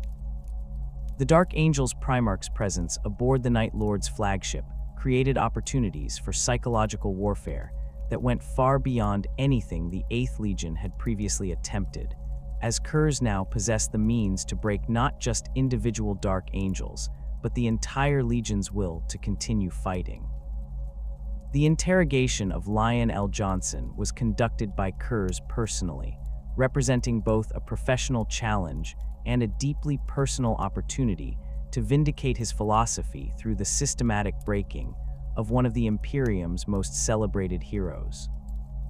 The Night Haunter approached this task with characteristic thoroughness, studying his prisoner's psychological profile and personal history to identify the specific techniques that would prove most effective against his particular combination of pride, duty, and moral certainty. The psychological warfare conducted against the captured Primarch was designed not simply to extract information, but to fundamentally alter his understanding of himself and his role in the galaxy. Curze subjected Lion L. Johnson to extended philosophical discussions about the nature of justice and the requirements for maintaining order, using carefully selected examples from Imperial history to demonstrate the hypocrisy and brutality that characterized the regime they both served. These conversations were interspersed with displays of the suffering that the Dark Angels' continued resistance was causing among their own personnel, creating moral pressure designed to break down the Primarch's psychological defenses. The techniques employed during these sessions reflected Curze's sophisticated understanding of psychology and his intimate knowledge of his brother's personality and motivations. Rather than relying on physical torture, which would likely prove ineffective against a Primarch's enhanced physiology, the Night Haunter focused on psychological manipulation designed to create doubt and self-recrimination. He presented carefully edited recordings of Dark Angels' operations that emphasized civilian casualties and collateral damage, arguing that Lion L. Johnson's adherence to conventional moral standards had actually resulted in more suffering than the Night Lord's more direct approach. The intellectual component of these interrogation sessions was perhaps their most disturbing aspect, as Curze demonstrated a genuine desire to convert his brother to his own worldview, rather than simply breaking him for tactical advantage. The Night Haunter's arguments were logically constructed and supported by extensive evidence, making them far more dangerous than simple threats or physical coercion. He presented a coherent philosophical framework that justified extreme measures as necessary responses to an inherently hostile universe, offering Lionel Johnson a way to rationalize abandoning his moral principles without admitting that he had been fundamentally wrong about the nature of justice and duty. The psychological pressure created by these sessions was amplified by Curze's use of his prophetic visions to demonstrate the futility of continued resistance.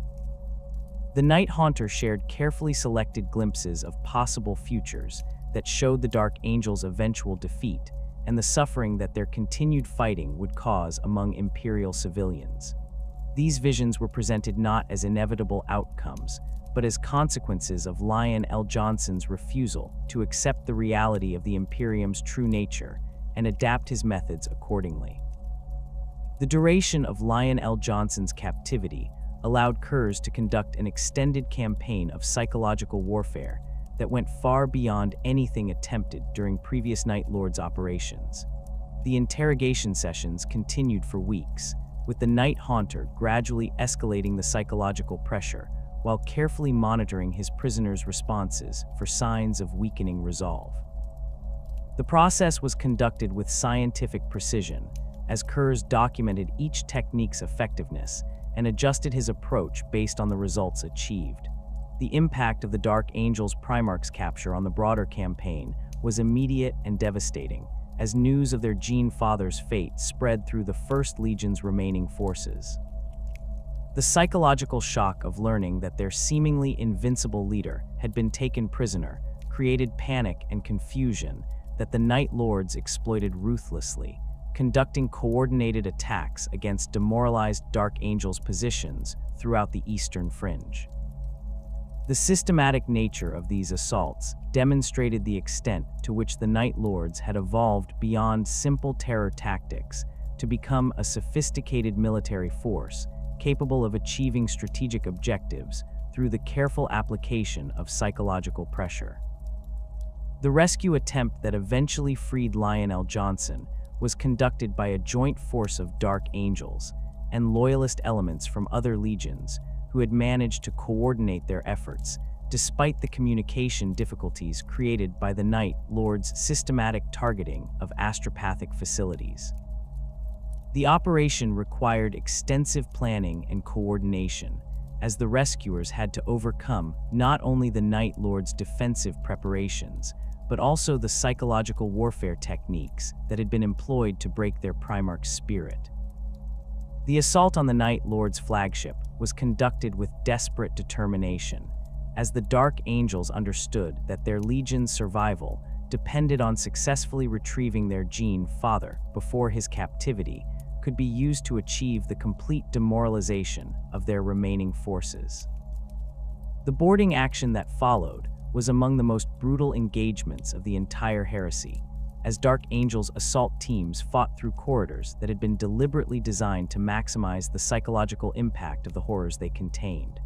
The eventual escape of Lionel Johnson marked the end of the most successful phase of the Night Lord's campaign, but the psychological damage inflicted during his captivity would have lasting consequences for both Primarchs and their respective legions.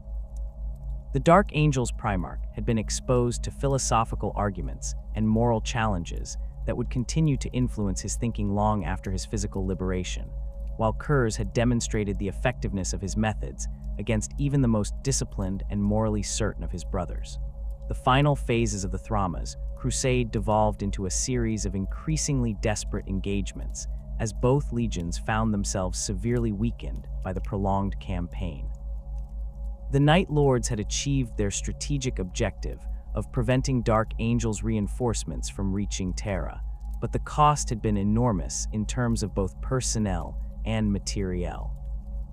The systematic use of terror tactics had proven effective against conventional opponents, but the Dark Angel's stubborn resistance and their willingness to accept heavy casualties in pursuit of their objectives had forced the Night Lords to engage in the kind of prolonged conventional warfare that they were ill-equipped to sustain. The mutual exhaustion that characterized the campaign's conclusion left both legions as shadows of their former strength, with neither side capable of achieving decisive victory over the other. The Dark Angels had maintained their moral integrity and their loyalty to the Emperor, but at a cost that would influence their character and methods for millennia to come. The Night Lords had proven the effectiveness of their terror-based approach to warfare, but had also demonstrated its limitations when faced with opponents who possessed the discipline and determination necessary to endure prolonged psychological pressure. The devastation wrought during the Thrama's crusade had left the Night Lords scattered across the eastern fringe like the fragments of a shattered blade. Their strength bled away through years of brutal warfare against the Dark Angels and their allies. As Horus marshaled his forces for the final assault on Terra, consolidating the might of 4 traitor legions and their supporting elements into the greatest military force the galaxy had ever seen, Konrad Curze found himself commanding a legion that existed more in name than in substance. The VIII Legion's companies were dispersed across dozens of star systems, some reduced to mere squads of survivors clinging to existence in the void between worlds, others transformed into roving bands of pirates and murderers who retained little connection to their original military purpose. The strategic implications of the Night Lord's absence from the siege of Terra would only become apparent in hindsight, as military historians attempted to calculate how different the outcome might have been if Curze's forces had been available to supplement Horus's assault. The Night Lord's specialization in terror tactics and psychological warfare could have proven decisive in breaking the morale of Terra's defenders, particularly given their expertise in urban warfare and their complete disregard for civilian casualties. The systematic application of their methods against Terra's civilian population might have created the kind of panic and despair that would have undermined the Imperial defenders' will to continue fighting, potentially shortening the siege by months or even years. However, the reality of the Night Lord's situation during the final years of the heresy made their participation in the climactic battle impossible. The Legion's scattered state was not merely a consequence of their losses during the Thrama's crusade, but reflected fundamental problems with unit cohesion and command structure that had been developing for decades. The recruitment of criminals and psychopaths from across the galaxy had created a force that was increasingly difficult to control and direct toward coherent military objectives, as individual Marines and entire companies pursued their own agendas rather than following orders from their superiors. The breakdown of traditional Space Marine discipline within the Night Lords had accelerated during the later phases of the Thrama's crusade, as the prolonged campaign stresses exposed the fundamental weaknesses in the Legion's organizational structure. Companies that had maintained some semblance of military order during the early years of the heresy began to fragment into smaller units, led by whoever could command respect through violence and intimidation. These ad hoc formations operated more like pirate bands than military units, conducting raids and terror operations based on opportunities for personal gain rather than strategic necessity.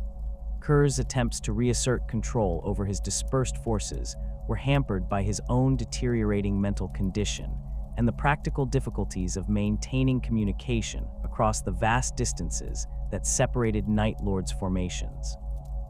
The Primarch's prophetic visions had become increasingly frequent and disturbing, showing him scenes of the Siege of Terra that emphasized his own absence from the climactic battle, while simultaneously revealing the ultimate futility of Horus's rebellion. These glimpses of possible futures created a paralyzing sense of inevitability that undermined his ability to make decisive command decisions or inspire his subordinates to greater efforts. The pursuit of the Night Lords by Loyalist forces during this period was coordinated primarily by Corax of the Raven Guard, whose legion possessed the stealth capabilities and mobility necessary to track down the scattered remnants of the VIII Legion across the eastern fringe. The 19th Legion's approach to this campaign differed significantly from the methodical warfare that had characterized the Thrama's crusade, as Corax understood that conventional tactics would be ineffective against an enemy that had abandoned traditional military organization in favor of guerrilla warfare and terrorism. The Raven Guard's pursuit operations were conducted with surgical precision, targeting Night Lords formations that had been identified through intelligence gathering and reconnaissance, rather than attempting to engage the enemy in large-scale battles that would favor the VIII Legion's preferred fighting style. Corax's forces would strike without warning against isolated Night Lords' companies, using their superior mobility and coordination to achieve local superiority before withdrawing before enemy reinforcements could arrive. These hit-and-run attacks gradually wore down the Night Lord's strength, while denying them the opportunity to conduct the kind of terror operations that had proven so effective during their earlier campaigns. The psychological warfare that developed between the two legions during this period represented a fascinating study in contrasting approaches to unconventional combat. The Night Lords continued to rely on their traditional methods of intimidation and brutality, conducting increasingly desperate terror attacks against civilian populations in an attempt to force the Raven Guard to divert resources to protective duties. However, these operations were often poorly planned and executed, reflecting the breakdown in command structure that had left many Night Lords formations without effective leadership or clear objectives. The Raven Guard's response to these terror attacks demonstrated Corax's sophisticated understanding of both military strategy and psychological warfare. Rather than allowing his forces to be drawn into defensive operations that would play to the Night Lord's strengths, the Raven Guard Primarch focused on eliminating the sources of these attacks through targeted strikes against Night Lord's command elements and supply bases. This approach required extensive intelligence gathering and careful planning, but it proved far more effective than conventional protective measures in reducing the frequency and effectiveness of Night Lord's terror operations. The hunt for Konrad Curze himself became a personal obsession for Corax, who viewed the Night Lord's Primarch as a cancer that needed to be excised from the galaxy before his influence could spread further. The Raven Guard Primarch had witnessed firsthand the psychological damage that Curze's methods inflicted on both enemies and allies, and he understood that the Night Haunter's continued existence posed a threat that went beyond simple military considerations. The philosophical poison that had consumed the VIII Legion's Gene Father represented a fundamental challenge to the values and ideals that the Loyalist forces were fighting to preserve. The tracking of Curze across the eastern fringe required the Raven Guard to adapt their traditional stealth tactics to the unique challenges posed by hunting a Primarch who possessed intimate knowledge of concealment and misdirection. Corax's forces had to rely on indirect methods of detection, analyzing patterns of terror attacks and civilian casualties to identify areas where the Night Lord's Primarch might be operating.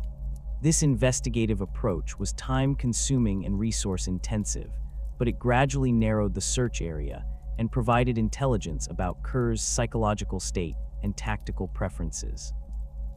The few direct encounters between Corax and Curze during this period were brief but intense affairs that revealed the extent to which both Primarchs had been changed by their experiences during the heresy.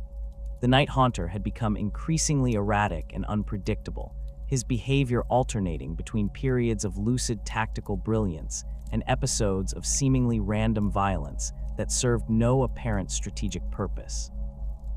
These encounters typically occurred when Curze would emerge from hiding to conduct personal terror operations against civilian populations, only to vanish again when Raven Guard forces arrived to investigate. The psychological profile that Raven Guard intelligence specialists developed of Curze during this period painted a picture of a being whose sanity had been completely shattered by the weight of his prophetic visions and the accumulated guilt of his actions. The Night Lord's Primarch appeared to be driven by a compulsive need to validate his philosophy through increasingly extreme demonstrations of terror's effectiveness, even when such operations served no tactical purpose and actually made him easier to track and target. This self-destructive behavior suggested that Curze had abandoned any hope of survival and was instead focused on ensuring that his legacy of fear would outlast his physical destruction.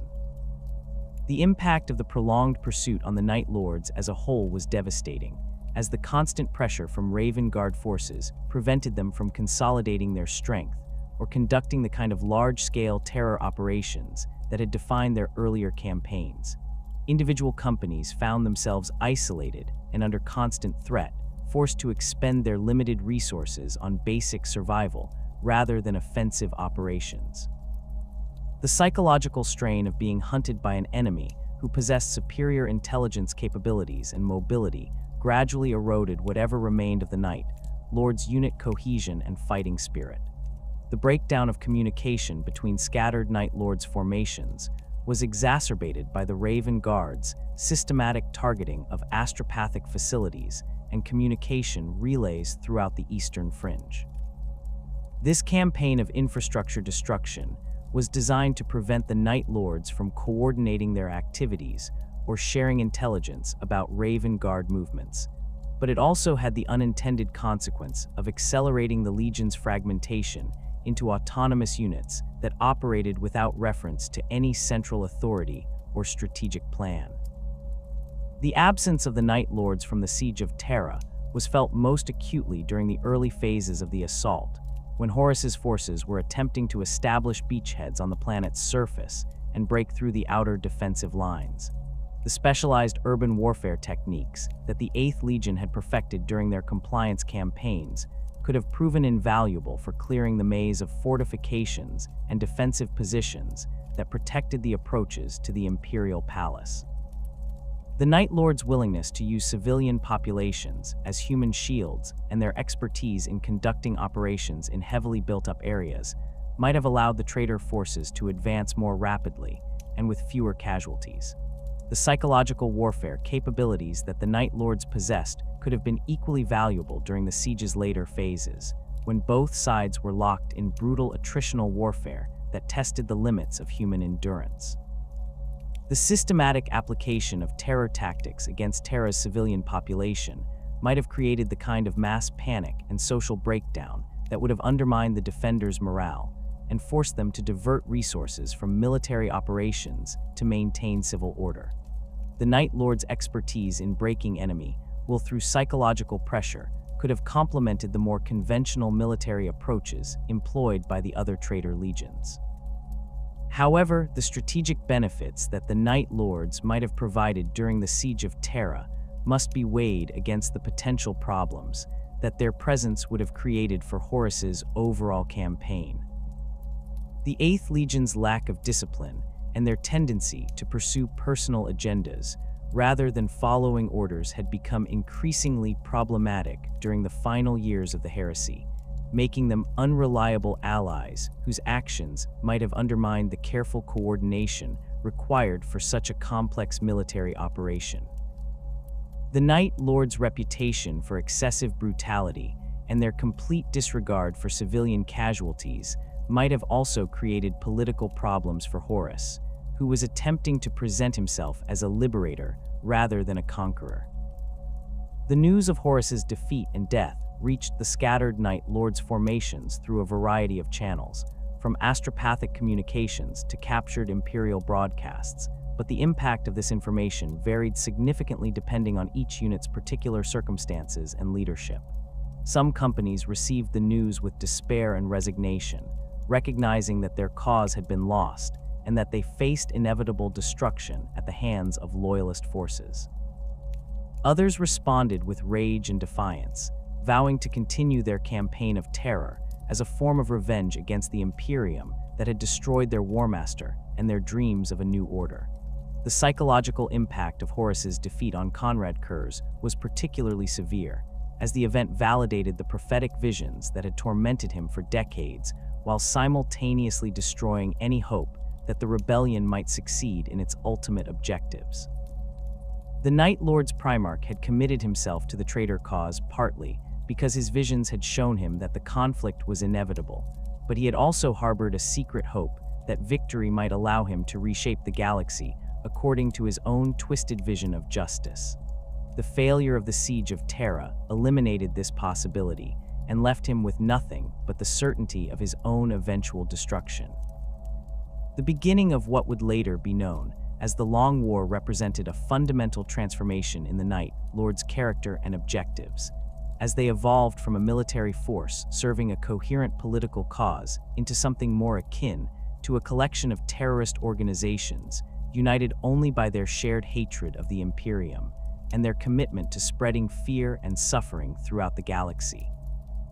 This transition was not immediate, but occurred gradually over the months and years following Horus's defeat, as individual Night Lords' formations adapted to their new circumstances and developed their own interpretations of what their legion's mission should be in the post-heresy galaxy. The practical challenges faced by Night Lords' formations during the early years of the Long War were enormous, as they found themselves cut off from the supply lines and support networks that had sustained them during the heresy. The Legion's scattered state made it impossible to coordinate large-scale operations or pool resources for major campaigns, forcing individual companies to become self-sufficient or face gradual attrition through combat losses and equipment failures. This isolation accelerated the transformation of Night Lords' units into pirate bands and terror cells that operated more like criminal organizations than military formations. The recruitment practices that Night Lords' formations adopted during this period reflected their desperate need for new personnel and their complete abandonment of traditional Space Marine selection criteria. Captured Imperial personnel were subjected to crude conversion processes that bore little resemblance to the careful gene seed implantation procedures employed by Loyalist legions, creating warriors whose loyalty was based on fear rather than genuine commitment to the Legion's cause. These forced recruits often proved unreliable and required constant supervision to prevent them from deserting or betraying their new masters to Imperial authorities. The technological degradation that affected Night Lords' equipment during the Long War's early years was another significant challenge that forced the Legion to adapt their tactics and operational methods. The sophisticated weapons and vehicles that had made them such effective terror weapons during the Great Crusade and Heresy gradually broke down without access to proper maintenance facilities and replacement parts. This technological decline forced Night Lords' formations to rely increasingly on scavenged equipment and improvised weapons, reducing their military effectiveness while simultaneously making them more dependent on terror tactics and psychological warfare. The fragmentation of the Night Lords into autonomous warbands was accelerated by the emergence of charismatic leaders who possessed the ruthlessness and tactical skill necessary to command respect among the Legion's increasingly undisciplined ranks. These warlords typically rose to power through violence and intimidation, establishing their authority by eliminating rivals and demonstrating their effectiveness as raiders and terrorists. The most successful of these leaders were able to attract followers from multiple Night Lords formations, creating larger organizations that could conduct more ambitious operations while maintaining the flexibility and independence that characterized post-heresy Night Lords tactics. The evolution of Night Lords' operational methods during the Long War reflected their adaptation to a strategic environment that was fundamentally different from the one they had known during the heresy. The Legion's traditional approach to terror warfare had been designed for use against planetary governments and military formations that possessed fixed assets and clear command structures that could be targeted and eliminated. The post-heresy Imperium presented a more complex challenge, with multiple layers of authority and redundant systems that made it difficult to achieve decisive results through conventional terror operations. The development of new terror tactics during this period demonstrated the Night Lords' continued innovation and adaptation despite their reduced circumstances. Formations that had access to spacecraft began conducting hit-and-run raids against Imperial shipping lanes, capturing vessels and their crews for use in elaborate torture sessions that were broadcast across entire sectors as warnings to other potential victims. These operations served both practical and psychological purposes, providing the Night Lords with necessary supplies and equipment while simultaneously spreading fear throughout Imperial space. The targeting of Imperial infrastructure became another important component of Night Lord's strategy during the Long War, as they recognized that the Imperium's vast size and complexity made it vulnerable to systematic sabotage and disruption. Astropathic relay stations, fuel depots, and manufacturing facilities were attacked not for their immediate tactical value, but for their role in maintaining the complex logistical networks that held the Imperium together. These operations were designed to create cascading failures that would multiply the impact of individual attacks and demonstrate the futility of attempting to protect such a vast and complex civilization. The psychological warfare campaigns conducted by Night Lords formations during the Long War became increasingly sophisticated as they adapted their methods to exploit the specific fears and cultural taboos of their target populations. Intelligence gathering operations focused on identifying local superstitions, religious beliefs, and historical traumas that could be weaponized through carefully crafted propaganda and terror displays.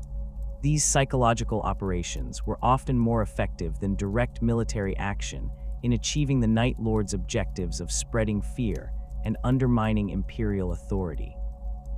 The systematic degradation of Imperial infrastructure throughout the Eastern Fringe had created a power vacuum that the scattered Night Lords formations were uniquely positioned to exploit, but their inability to coordinate large-scale operations meant that these opportunities were often wasted on petty raids and meaningless acts of violence. As the Long War entered its second decade, Konrad Curze found himself commanding not a legion, but a collection of autonomous terror cells that acknowledged his authority only when it suited their immediate purposes. The Primarch's attempts to reassert centralized control over his dispersed forces were hampered by the practical impossibilities of communication across hostile space and the fundamental changes that had occurred within the Night Lord's command structure during their years of desperate survival. The establishment of Tsagualsa as Curze's primary base of operations represented an attempt to create a focal point around which the scattered remnants of the VIII Legion could coalesce. But the fortress monastery that his followers constructed on the Dead World bore little resemblance to the disciplined military installations that had once housed Space Marine forces. The complex was built from salvaged materials scavenged from dozens of battlefields, its architecture reflecting the twisted aesthetic sensibilities that had evolved within the Night Lords during their transformation from Imperial servants to galactic pariahs. Corridors lined with the flayed remains of captured enemies led to chambers where torture had been elevated to an art form, while the central throne room was decorated with trophies taken from every major engagement the Legion had fought since the beginning of the heresy. The pilgrimage to Tsagualsa, undertaken by Night Lords formations from across the galaxy, served multiple purposes beyond simple military coordination, as individual warbands sought validation of their methods and confirmation that their actions served some greater purpose than mere survival. The fortress became a repository of terror techniques and psychological warfare innovations, where experienced practitioners could share their knowledge with newer recruits while competing to demonstrate their mastery of increasingly elaborate forms of cruelty. These gatherings were characterized by displays of brutality that served both as entertainment and as educational demonstrations, creating a culture where sadism was not merely tolerated, but actively celebrated as the highest expression of the Legion's values. The recruitment drives conducted from Tsagualsa during this period reflected Curze's growing desperation to rebuild his Legion's strength, but the quality of candidates available was far inferior to even the criminals and psychopaths who had joined the Night Lords during the later years of the Great Crusade. The fortress's dungeons were filled with captured Imperial personnel who had been selected not for their physical capabilities or psychological suitability, but simply because they were available for conversion. The gene seed implantation procedures conducted on these unwilling subjects were crude and often fatal, resulting in a high failure rate that further depleted the Legion's already limited biological resources. The successful conversions that emerged from these brutal recruitment processes were fundamentally different from traditional Space Marines, lacking both the physical enhancements and psychological conditioning that had made the original legions such effective military forces.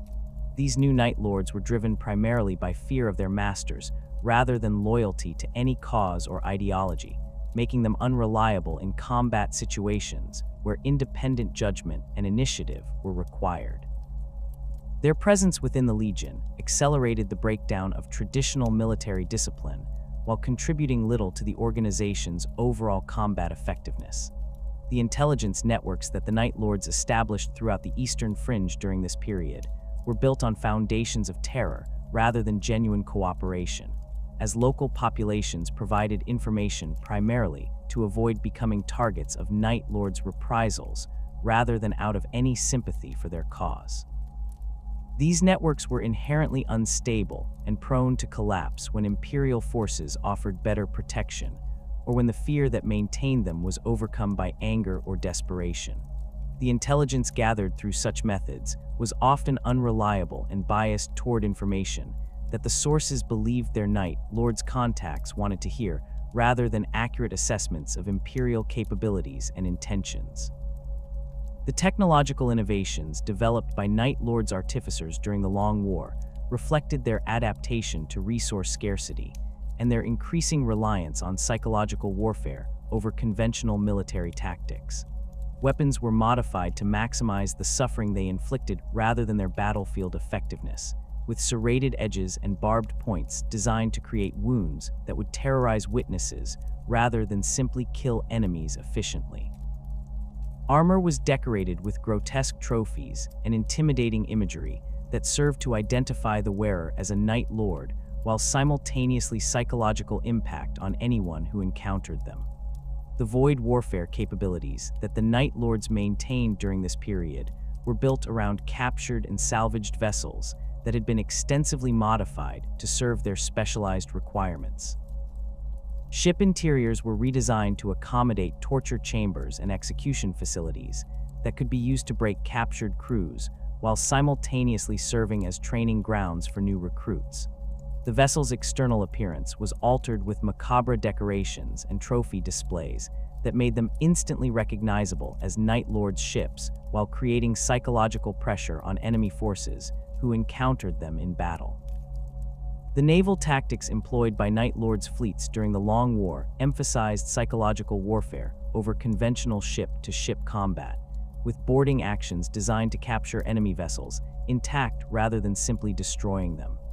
These operations were conducted with extreme brutality, as Night Lords' assault teams would systematically terrorize captured crews to extract information about Imperial fleet movements and defensive preparations. The intelligence gathered through these methods was often more valuable than the captured ships themselves, providing the Night Lords with detailed knowledge of Imperial naval capabilities and operational patterns. The relationship between different Night Lords warbands during this period was characterized by competition and mistrust rather than cooperation, as individual leaders sought to enhance their own reputations and power bases at the expense of their nominal allies. This internal rivalry was encouraged by Curze himself, who believed that competition between his subordinates would drive them to greater extremes of effectiveness, while preventing any single warband from accumulating enough power to challenge his authority. The result was a legion that was constantly on the verge of internal warfare, with temporary alliances forming and dissolving based on immediate tactical considerations rather than long-term strategic planning. The evolution of Night Lords' combat doctrine during the Long War reflected their adaptation to fighting a defensive war against numerically superior Imperial forces, while maintaining their commitment to terror tactics as their primary weapon. Traditional Space Marine assault tactics were abandoned in favor of guerrilla warfare techniques that emphasized mobility and stealth over direct confrontation. Night Lords' formations would strike without warning against isolated Imperial positions before vanishing back into the void, leaving behind scenes of carnage designed to demoralize enemy forces and discourage pursuit. The targeting priorities that guided Night Lords' operations during this period focused on maximizing psychological impact rather than achieving traditional military objectives, with attacks directed against civilian populations and non-combatant personnel rather than military installations or strategic assets. These operations were designed to demonstrate the Imperium's inability to protect its citizens while simultaneously spreading fear throughout entire sectors. The systematic nature of these attacks created an atmosphere of constant tension and uncertainty that was often more damaging to Imperial morale than conventional military defeats. The propaganda campaigns conducted by Night Lords formations during the Long War became increasingly sophisticated as they adapted their methods to exploit the specific fears and cultural vulnerabilities of different Imperial populations. Broadcasts would combine recordings of torture sessions with carefully crafted messages designed to undermine faith in Imperial institutions and encourage collaboration with Night Lords forces. These psychological operations were often more effective than direct military action in achieving the Legion's objectives of spreading chaos and despair throughout Imperial space. The medical facilities established on Sagualsa and other Night Lord strongholds served dual purposes as treatment centers for wounded warriors and research laboratories where new torture techniques could be developed and refined. The apothecaries who staffed these facilities had abandoned any pretense of following traditional medical ethics, conducting experiments on captured subjects that were designed to maximize suffering while extracting useful information about human psychological and physiological limits. The knowledge gained through these brutal research programs was shared throughout the Legion, contributing to the development of increasingly effective terror tactics. The religious practices that emerged within the Night Lords during the Long War reflected their complete abandonment of Imperial ideology in favor of a nihilistic philosophy that celebrated suffering and despair as fundamental aspects of existence. These beliefs were not organized into a coherent theological system, but rather expressed through rituals and ceremonies that incorporated elements of torture and human sacrifice. The psychological impact of these practices on both participants and observers served to reinforce the Night Lord's reputation for extreme brutality, while simultaneously binding the Legion together through shared complicity in acts that placed them beyond any possibility of redemption. The impact of constant warfare and exposure to extreme violence on the Night Lords themselves was profound and lasting, as even the enhanced physiology and psychological conditioning of Space Marines proved inadequate to protect them from the corrupting influence of their own methods. Veterans who had served since the Great Crusade found themselves gradually losing their connection to their original purpose and identity, becoming creatures driven primarily by hatred and the need to inflict suffering on others.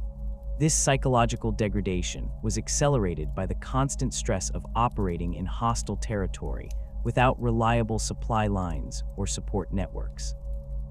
The breakdown of traditional Space Marine brotherhood within the Night Lords was particularly evident in their treatment of wounded comrades, as the Legion's medical facilities became places of horror rather than healing. Injured Night Lords who could not immediately return to combat were often subjected to experimental procedures or used as test subjects for new torture techniques, creating an atmosphere where weakness or vulnerability was seen as an invitation for abuse rather than an opportunity to provide assistance. This erosion of mutual trust and support further undermined the Legion's cohesion and effectiveness as a military force.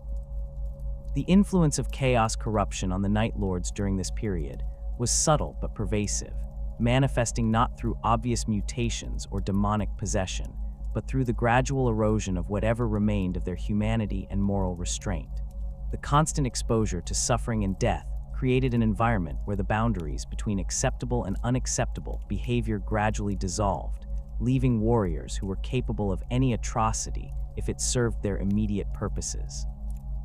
This corruption was self-reinforcing, as each act of brutality made the next one easier to justify and commit. The prophetic visions that continued to plague Konrad Curze throughout this period became increasingly focused on his own eventual death, showing him scenes of assassination and betrayal that filled him with a mixture of dread and anticipation. These glimpses of possible futures revealed not only the circumstances of his demise, but also the ultimate futility of his efforts to reshape the galaxy through terror and violence. The knowledge that his death was inevitable and that his legion would not survive his passing created a fatalistic attitude that influenced his decision-making and strategic planning during the final years of his life. The preparation for his prophesied death that Curze undertook during his final years on Saguelsa involved the creation of extensive recordings and written documents designed to preserve his philosophy and justify his actions for posterity.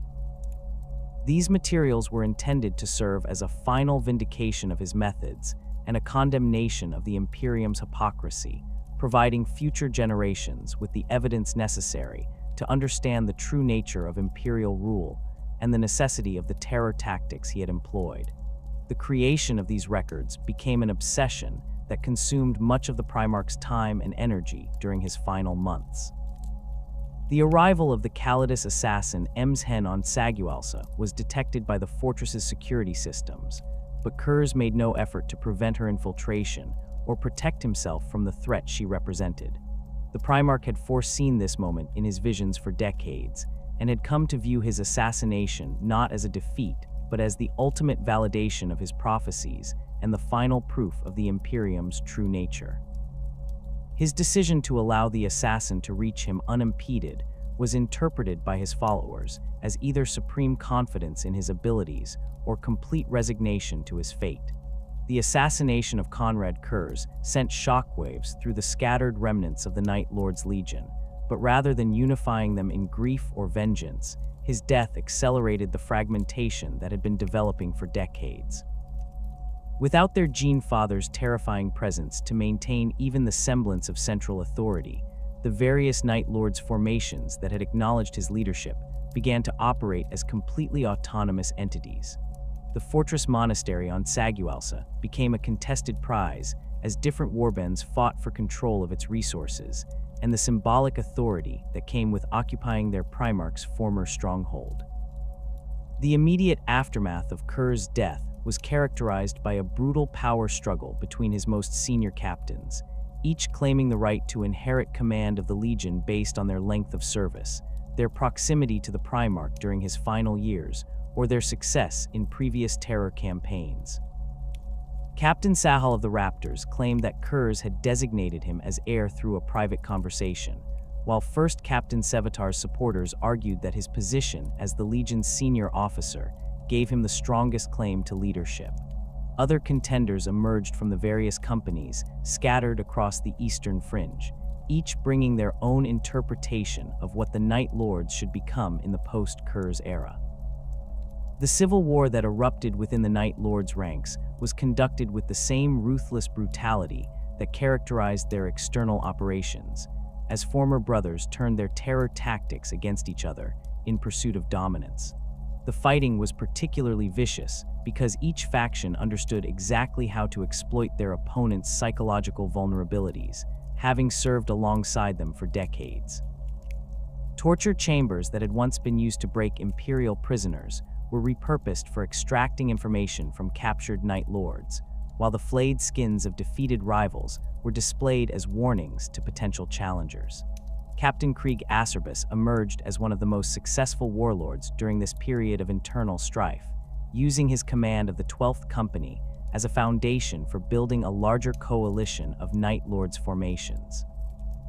Acerbus had served as one of Curze's most trusted executioners during the later years of the Long War, earning a reputation for innovative torture techniques and psychological manipulation that made him both feared and respected among his peers. His approach to consolidating power was characteristically pragmatic, offering potential allies a share of future spoils while systematically eliminating those who refused to acknowledge his authority. The warband that coalesced around Acerbus retained many of the traditional Night Lords' practices, while adapting them to the realities of operating without central command or reliable supply lines. His forces specialized in lightning raids against Imperial shipping lanes, capturing vessels and their crews for use in elaborate terror displays that were broadcast across entire sectors. These operations served both practical and psychological purposes, providing the warband with necessary resources while maintaining the Night Lord's reputation for extreme brutality. Acerbus's recruitment methods reflected the degraded standards that had become common throughout the scattered Night Lord's formations, as he actively sought out the most violent and unstable individuals available for conversion. His warband's ranks were filled with former pirates, murderers, and psychopaths who had been subjected to crude gene seed implantation procedures that bore little resemblance to traditional space marine creation processes. These forced recruits were bound to their new masters through fear rather than loyalty, creating a force that was effective in terror operations but unreliable in conventional military engagements. The Bleeding Eyes Warband, led by the former chaplain Vandred, took a different approach to post-Curze Night Lord's organization, embracing the religious and ritualistic aspects of terror that had emerged during the Legion's final years under their Primarch's command. Vandred had been among the most devoted followers of Curze's nihilistic philosophy, interpreting the Primarch's teachings as a form of dark theology that elevated suffering and despair to sacred principles. His warband's operations were characterized by elaborate ceremonies and rituals that incorporated elements of human sacrifice and systematic torture. The Bleeding Eyes established their primary base of operations on the dead world of Malice, where they constructed a fortress monastery that served as both a military installation and a temple dedicated to their twisted interpretation of Night Lord's doctrine. The complex was built around a series of natural caverns that had been expanded and modified to accommodate vast torture chambers and execution facilities. The warband's recruitment practices involved the systematic conversion of captured Imperial personnel through a combination of physical and psychological conditioning designed to break their will and reshape their identity according to Bleeding Eyes' ideology. Vandred's approach to leadership was based on religious authority rather than military competence, as he presented himself as the keeper of Curze's true teachings and the rightful interpreter of the Night Lord's destiny. His sermons to the warband incorporated elements of Imperial theology twisted into justifications for extreme violence and cruelty, creating a belief system that portrayed their terror operations as sacred duties rather than simple acts of revenge or survival. This religious framework provided a sense of purpose and meaning that helped maintain unit cohesion despite the warband's isolation from other Night Lord's formations. The Red Corsairs under Huron Blackheart offered an alternative path for Night Lord's formations seeking to maintain their effectiveness while adapting to the realities of the Long War. Several smaller warbands chose to ally themselves with Blackheart's growing confederation of renegade space marines, contributing their expertise in terror tactics and psychological warfare to the Corsairs' more conventional piracy operations. This collaboration proved mutually beneficial, as the Night Lords gained access to better equipment and supply lines, while the Red Corsairs acquired specialized capabilities that enhanced their effectiveness against Imperial forces. The integration of Night Lords elements into the Red Corsairs was not without complications, as the VIII Legion's former warriors brought with them cultural practices and operational methods that were extreme even by the standards of renegade space marines. The systematic torture and brutalization of prisoners that characterized Night Lord's operations created tensions with other Red Corsairs formations who preferred more straightforward approaches to warfare and piracy. These conflicts were typically resolved through Blackheart's pragmatic leadership style, which emphasized results over methods while maintaining enough discipline to prevent internal warfare from undermining the Confederation's effectiveness. The Night Lords' formations that joined the Red Corsairs were forced to moderate their most extreme practices in order to maintain their alliance, but they retained their core identity and operational preferences. These units typically served as the Confederation's specialists in psychological warfare and terror operations, conducting missions that required their unique expertise while participating in larger campaigns alongside more conventional renegade forces. The experience of working within a larger organization helped some Night Lords' formations maintain better discipline and tactical focus than their completely independent counterparts. The flayed skull warband represented the opposite extreme of Night Lords' evolution, embracing complete abandonment of traditional military organization in favor of pure terrorism and sadistic gratification. Led by the former apothecary Malcharian, who had been driven completely insane by decades of conducting torture experiments, this formation operated more like a collection of serial killers than a military unit. Their operations were characterized by seemingly random acts of extreme violence that served no apparent strategic purpose beyond the satisfaction of their perpetrators' psychological needs. Malcharian's transformation from a space marine apothecary into a creature of pure malevolence illustrated the corrupting influence of prolonged exposure to the Night Lord's methods and philosophy. His medical knowledge had been perverted into an expertise in prolonging suffering and maximizing psychological trauma, while his understanding of human physiology was used to develop increasingly elaborate forms of torture and mutilation. The warband's recruitment practices involved the systematic conversion of captured victims through procedures that were as much about satisfying Malcharian's sadistic impulses as creating new warriors. The flayed skull's operations were characterized by their complete unpredictability and their focus on maximizing terror rather than achieving any coherent military objective.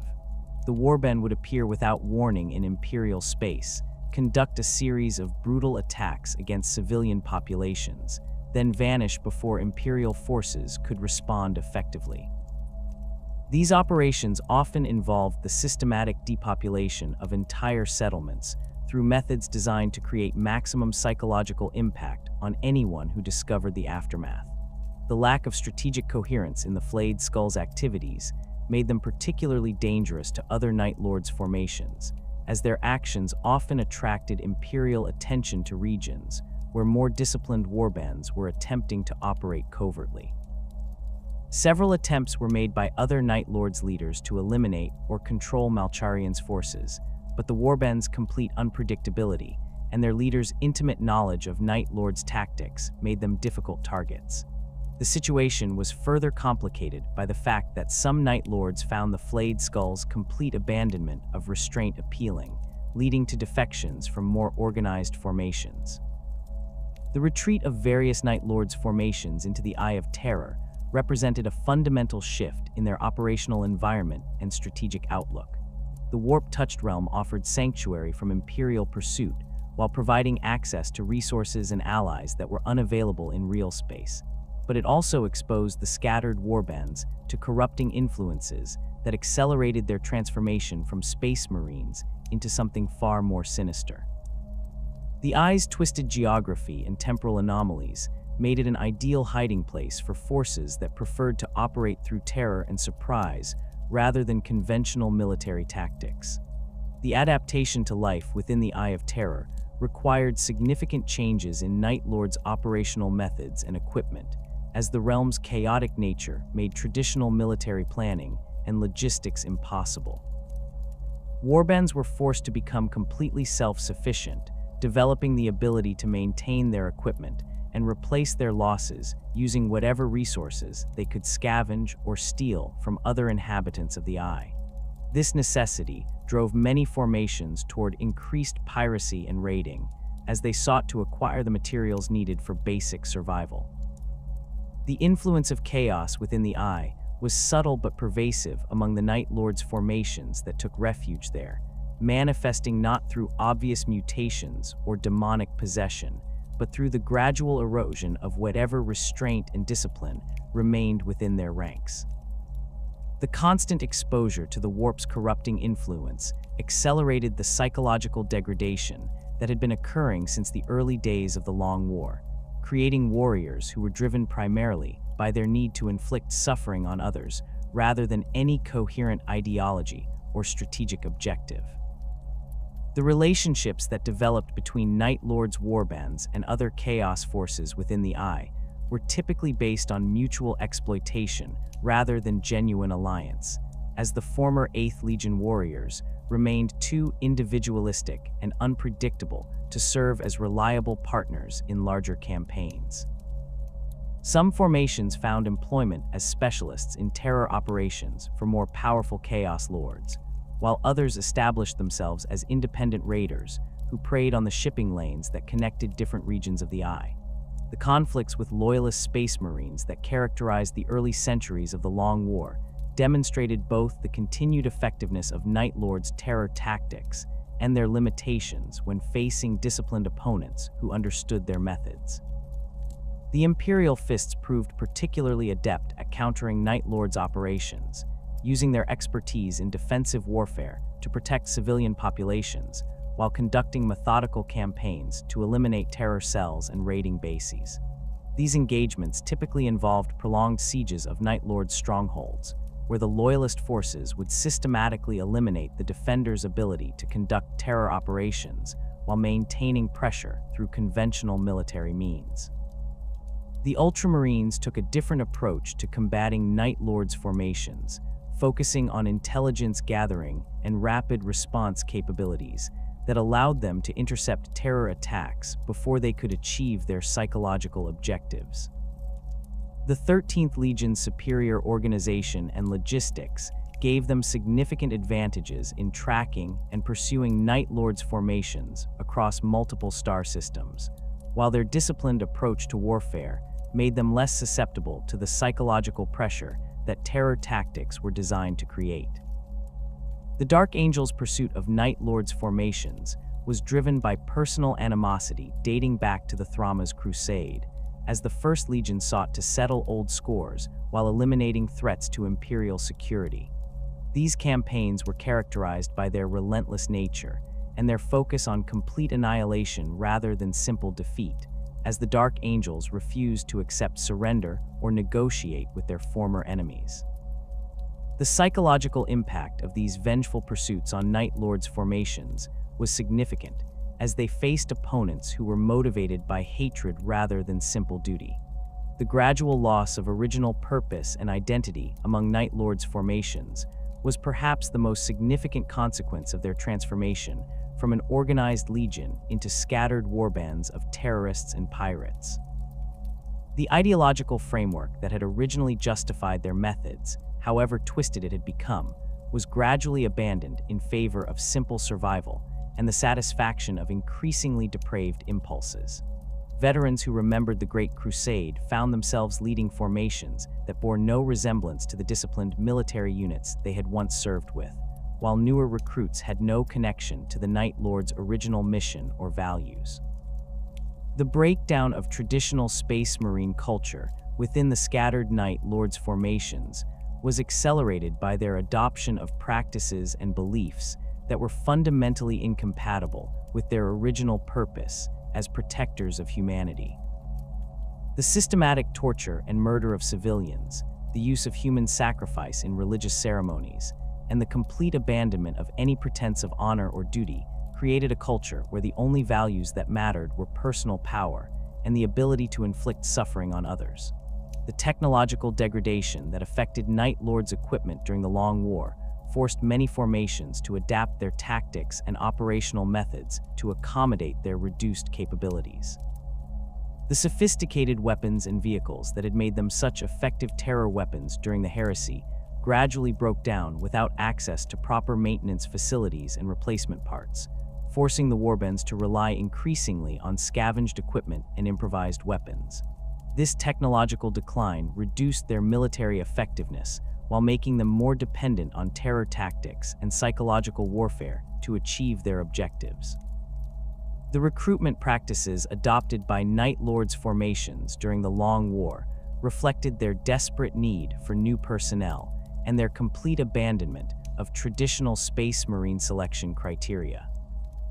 The crude gene seed implantation procedures that replaced proper recruitment and training programs created warriors whose loyalty was based on fear rather than genuine commitment, while the quality of candidates available was far inferior to the standards that had once characterized Space Marine recruitment.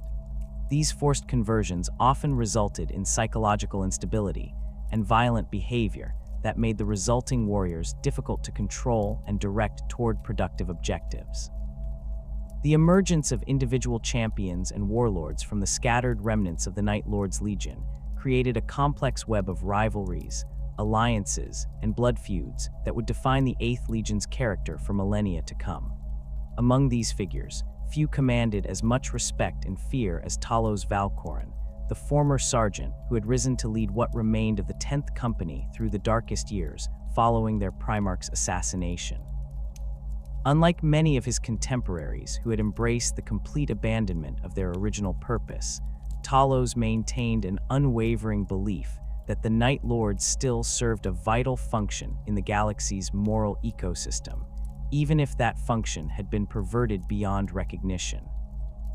Talos Valcorin's leadership of the 10th Company represented a fascinating study in the tension between idealism and pragmatism that characterized many Night Lords' formations during the Long War's early centuries. The Prophet, as he had become known among his brothers, possessed an unusual combination of tactical brilliance and philosophical conviction that set him apart from the simple pirates and murderers who commanded many other warbands.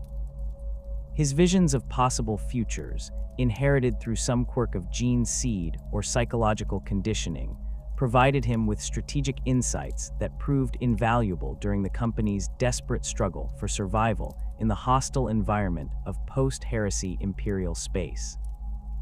The 10th Company's composition during Talos' leadership reflected the degraded recruitment standards that had become necessary for Night Lord's survival, yet he managed to maintain a level of discipline and tactical coherence that was remarkable given their circumstances. The company included a mixture of heresy veterans who remembered their original purpose, newer recruits who had been shaped by decades of terror warfare, and even some captured Imperial personnel who had been forcibly converted through crude gene seed implantation procedures. This diverse background created internal tensions that Talos had to navigate carefully, balancing the competing demands of survival, effectiveness, and whatever remained of their honor. The Prophet's approach to leadership was based on his conviction that the Night Lord's methods, however brutal, served a necessary function in maintaining order throughout the galaxy.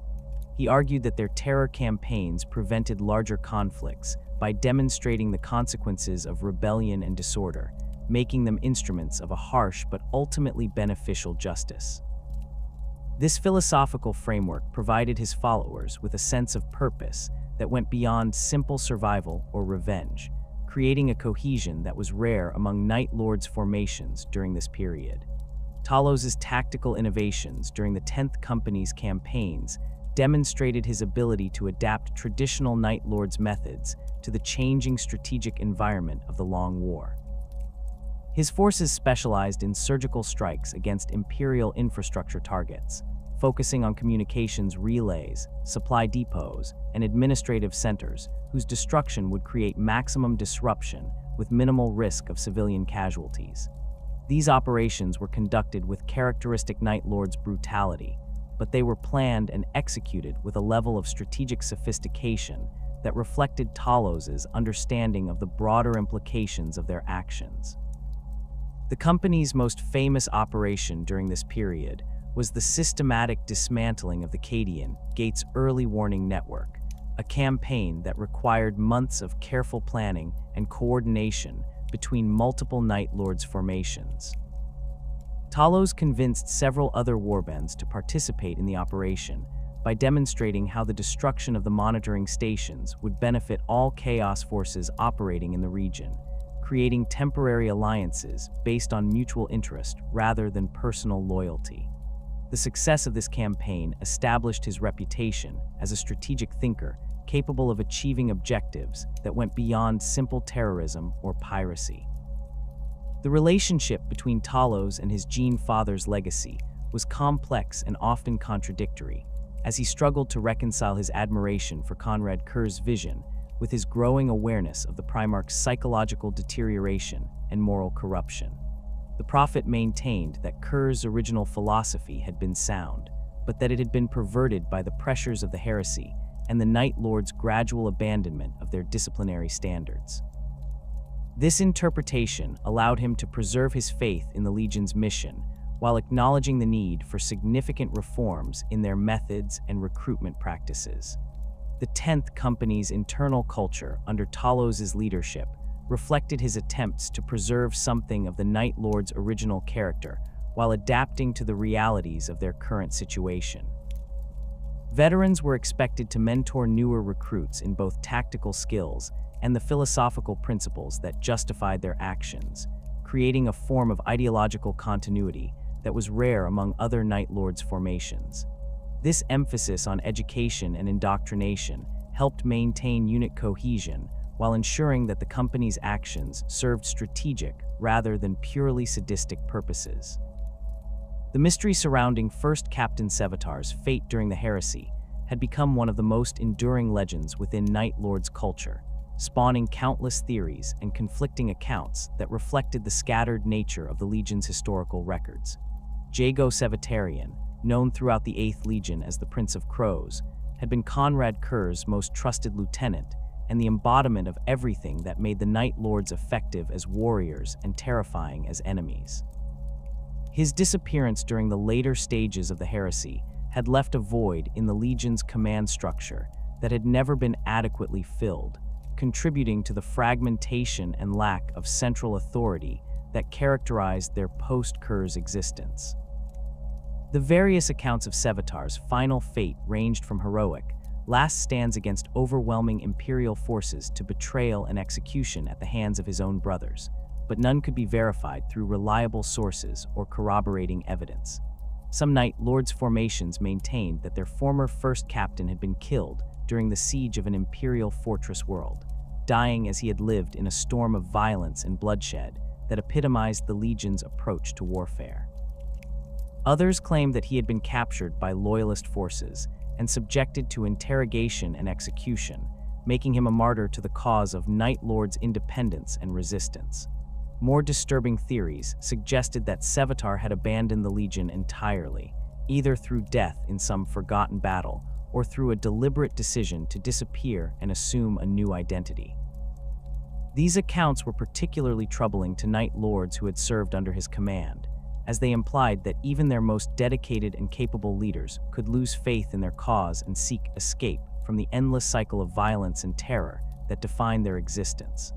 The psychological impact of such possibilities was significant, contributing to the nihilistic attitudes and fatalistic worldview that characterized many Night Lords formations during the Long War.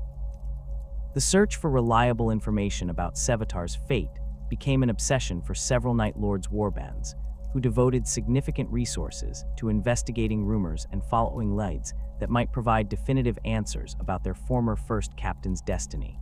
These investigations often led to conflicts with other Chaos forces who possessed potentially relevant information, as Night Lords formations were willing to use extreme violence to extract details about Sevatar's final years.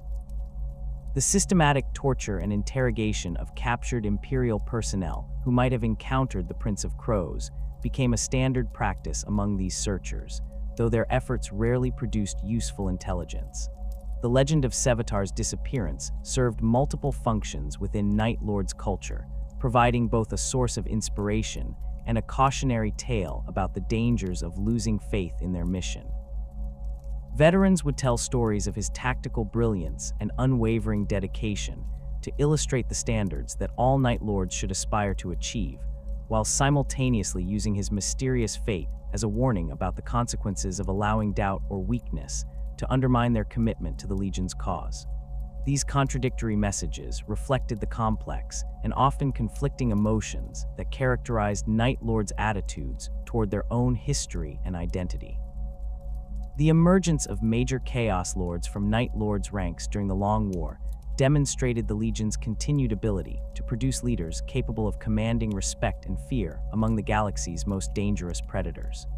These warlords typically rose to prominence through a combination of tactical skill, psychological manipulation, and sheer ruthlessness that allowed them to carve out territories and build power bases that could rival those of more established Chaos forces.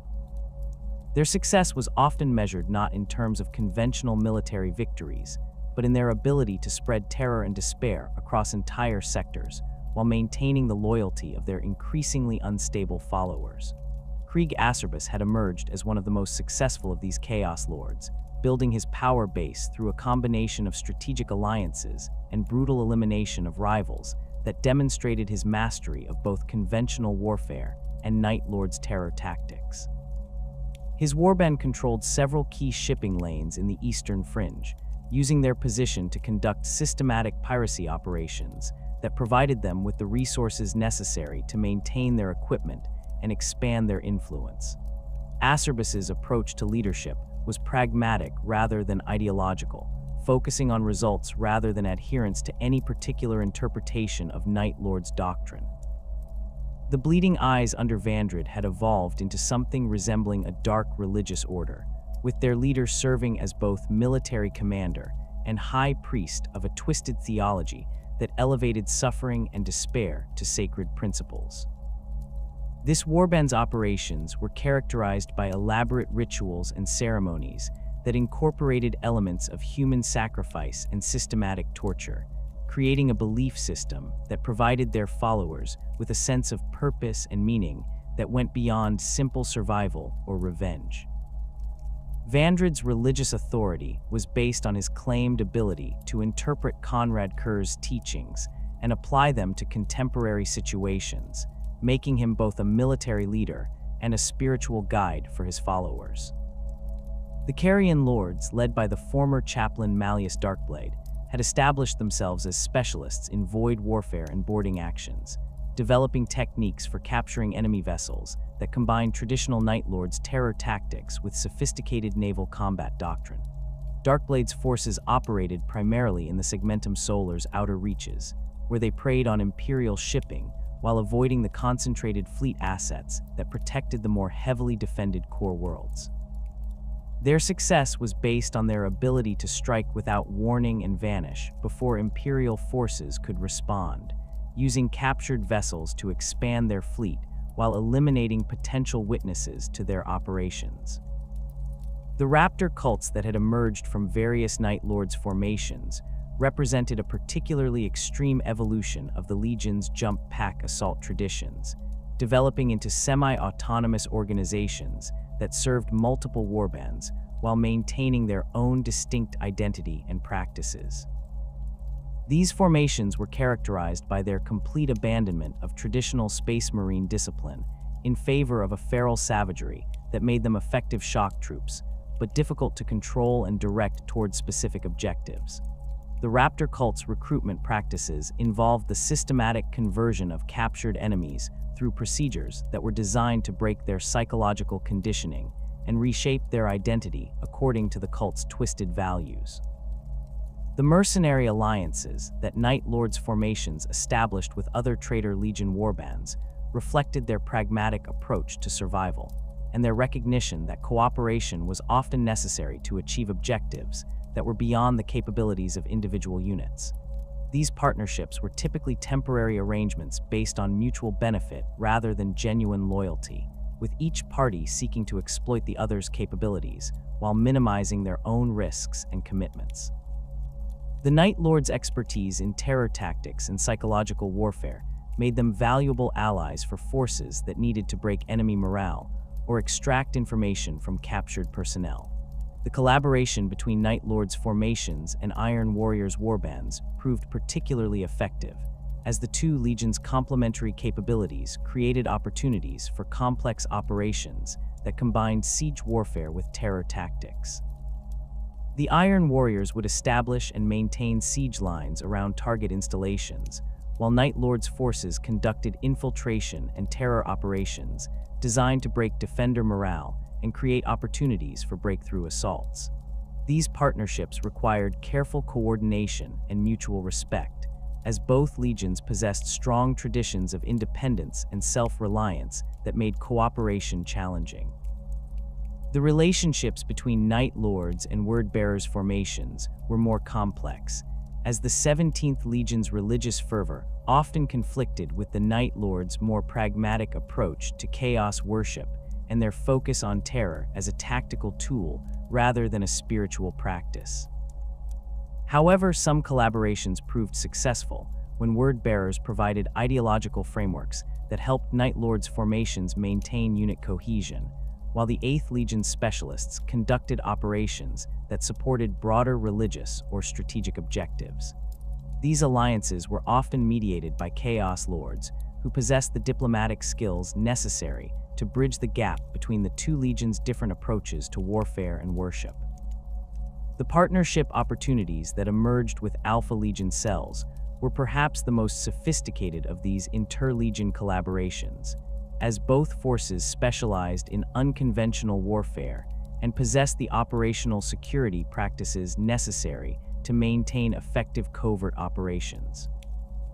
The Alpha Legion's expertise in infiltration and intelligence gathering complemented the Night Lord's capabilities in terror operations and psychological warfare, creating opportunities for complex campaigns that could achieve strategic objectives while maintaining plausible deniability.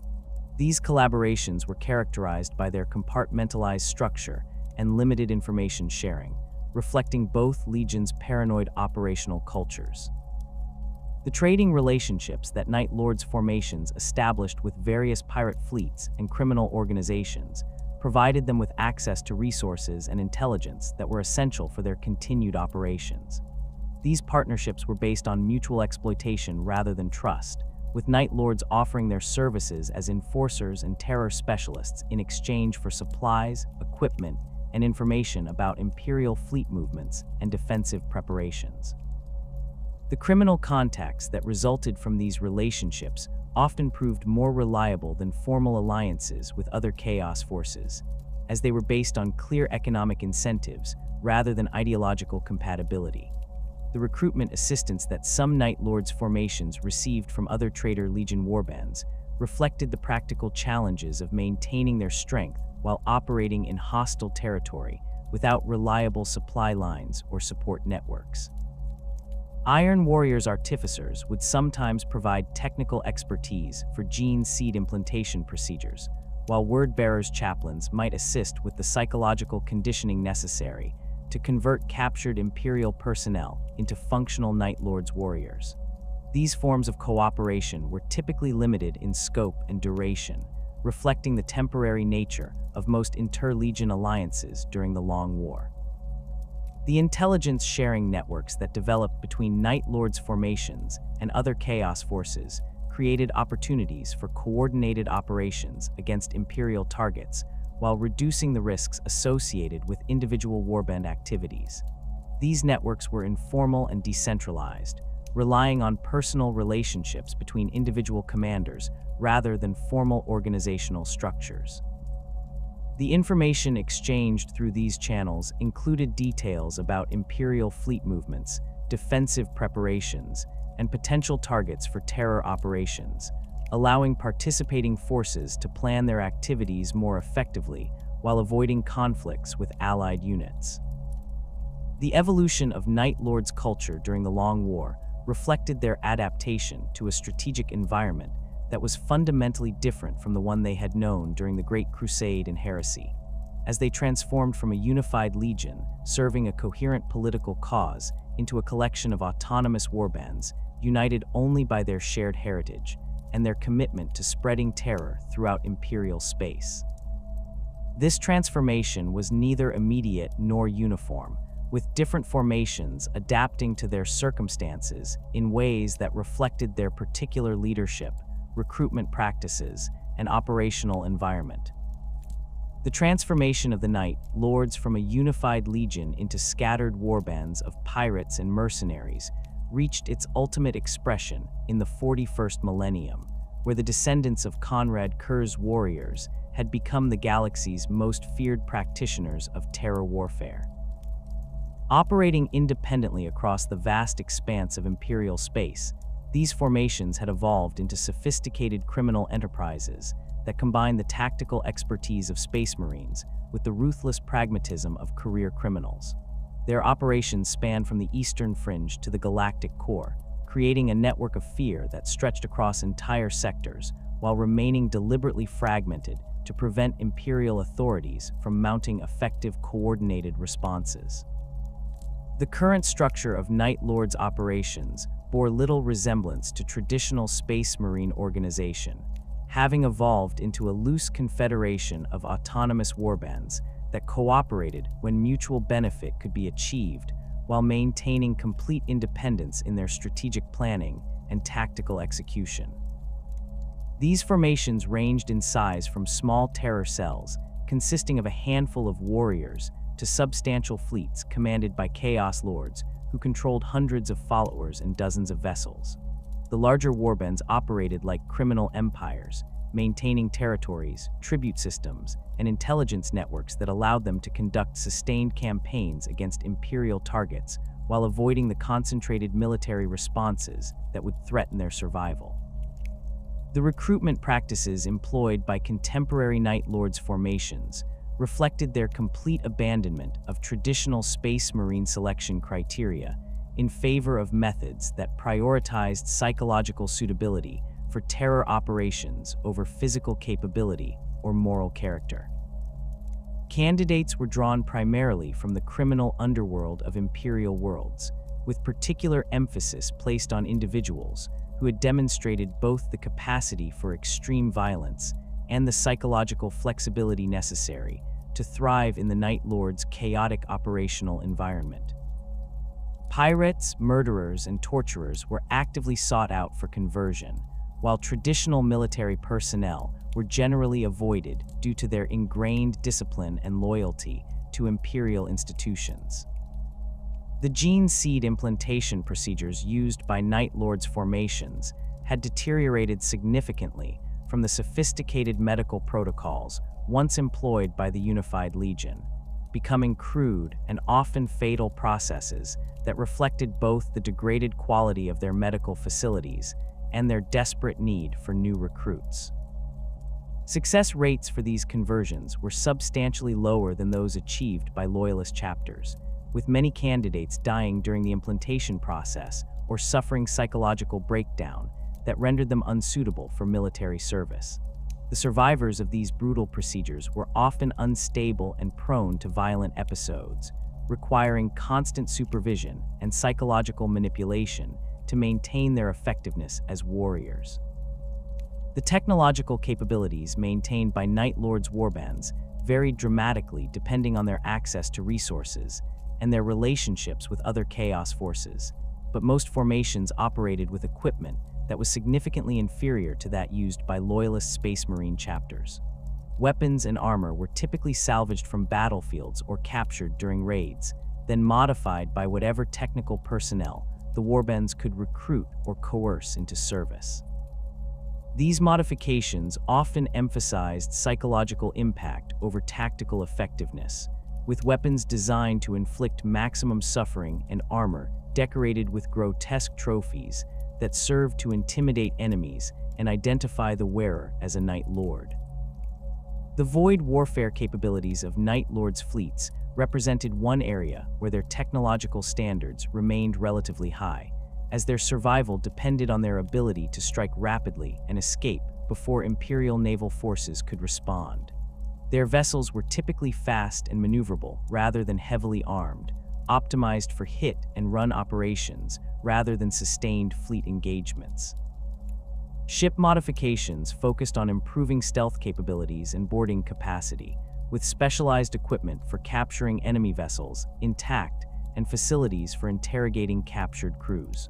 The psychological warfare applications of these naval assets were as important as their military capabilities, with ship designs intended to inspire terror in anyone who encountered them. The operational methods employed by Night Lords formations in the 41st millennium demonstrated their evolution into sophisticated practitioners of asymmetric warfare who understood how to exploit the Imperium's vast size and complex bureaucratic structure. Rather than attempting to hold territory or achieve conventional military objectives, they focused on creating maximum disruption through carefully targeted attacks on infrastructure, communications, and administrative centers. These operations were designed to create cascading failures that would multiply the impact of individual strikes while demonstrating the Imperium's inability to protect its citizens from determined enemies. The intelligence networks established by Night Lords warbands throughout Imperial space were built on foundations of terror and corruption rather than genuine cooperation, but they proved remarkably effective at providing the information necessary for planning successful operations.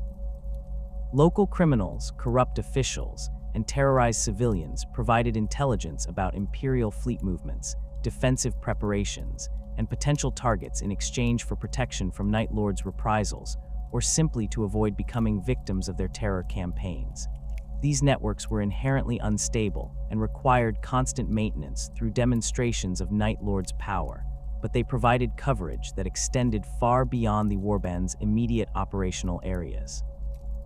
The relationship between Night Lords' formations and formal chaos worship remained complex and varied significantly between different warbands, reflecting their origins as a legion that had rebelled against the Emperor for political rather than religious reasons. Most formations maintained a pragmatic approach to the dark gods, acknowledging their power while avoiding the kind of fanatical devotion that characterized other Traitor Legion warbands. This independence from chaos cults and demon worship was seen as both a strength and a weakness, as it allowed Night Lords to maintain their operational flexibility while potentially limiting their access to the supernatural advantages that more devoted followers of chaos could command. The resistance to full chaos corruption that characterized many Night Lords' formations was rooted in their fundamental nihilism and their view of the dark gods as simply another form of authority to be exploited rather than worshipped. Veterans who remembered Konrad Curze's teachings maintained that their terror campaigns served a higher purpose than simple devotion to chaos, arguing that they were agents of a harsh but necessary justice that transcended the petty concerns of gods and demons. This philosophical framework provided some protection against the psychological corruption that affected other Traitor Legion warriors, though it could not completely shield them from the influence of decades spent conducting increasingly extreme acts of violence. The mutations and psychological changes that did affect Night Lords warriors were typically subtle rather than dramatic, manifesting as enhanced night vision, improved hearing, or other sensory adaptations that made them more effective predators. The psychological impact of prolonged exposure to terror warfare was more significant, creating warriors who were increasingly divorced from human emotion and empathy while retaining their tactical intelligence and operational effectiveness. These changes were often welcomed by Night Lords commanders, who viewed emotional detachment as an asset that made their warriors more reliable and less susceptible to the kind of moral qualms that might interfere with their missions. The major campaigns conducted by Night Lords formations during the 41st millennium demonstrated their continued relevance as a strategic threat to Imperial security, despite their fragmented organization and limited resources. The Siege of Vrax saw several Night Lords warbands participating as mercenaries for the Chaos Forces, contributing their expertise in terror tactics and urban warfare to the prolonged campaign against Imperial defenders. Their operations focused on breaking civilian morale and disrupting supply lines rather than direct military confrontation, creating the kind of psychological pressure that complemented the more conventional assault tactics employed by other Chaos Forces. The 13th Black Crusade provided opportunities for Night Lords formations to demonstrate their capabilities on a galactic scale, as Abaddon's forces required specialists in terror operations and psychological warfare to support their advance toward Terra. Several major Night Lords warbands participated in the campaign, conducting operations throughout the Cadian Gate region that were designed to spread panic and confusion among Imperial defenders while gathering intelligence about Loyalist fleet movements and defensive preparations.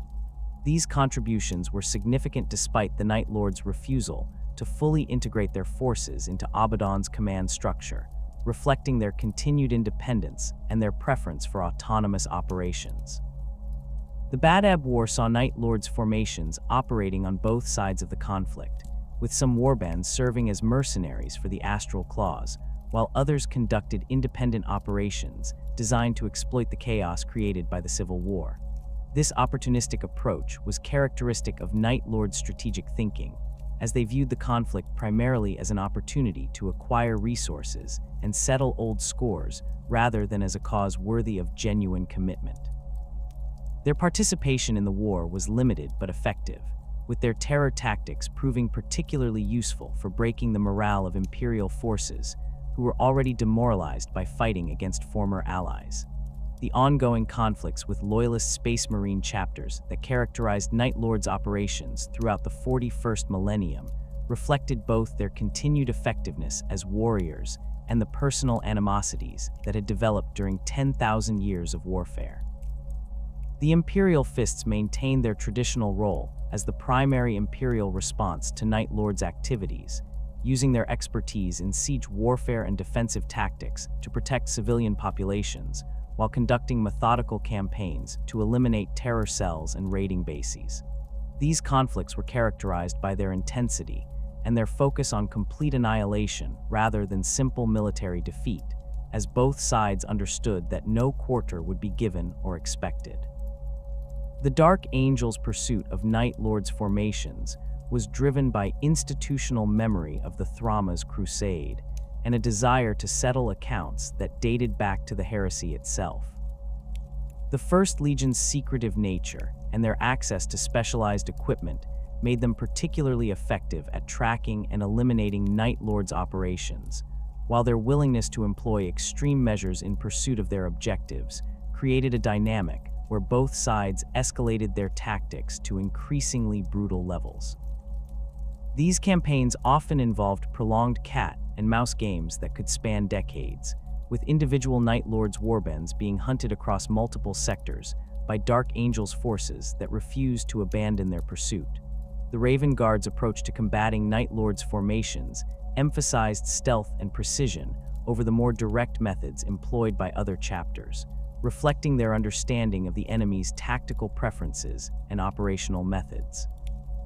The 19th Legion's successors used their superior mobility and reconnaissance capabilities to identify Night Lord's positions before conducting surgical strikes designed to eliminate key personnel and disrupt command structures. This approach was often more effective than conventional military responses, as it denied the Night Lords the opportunity to conduct the kind of terror operations that were their primary strength, while forcing them to operate in a reactive mode that limited their strategic options.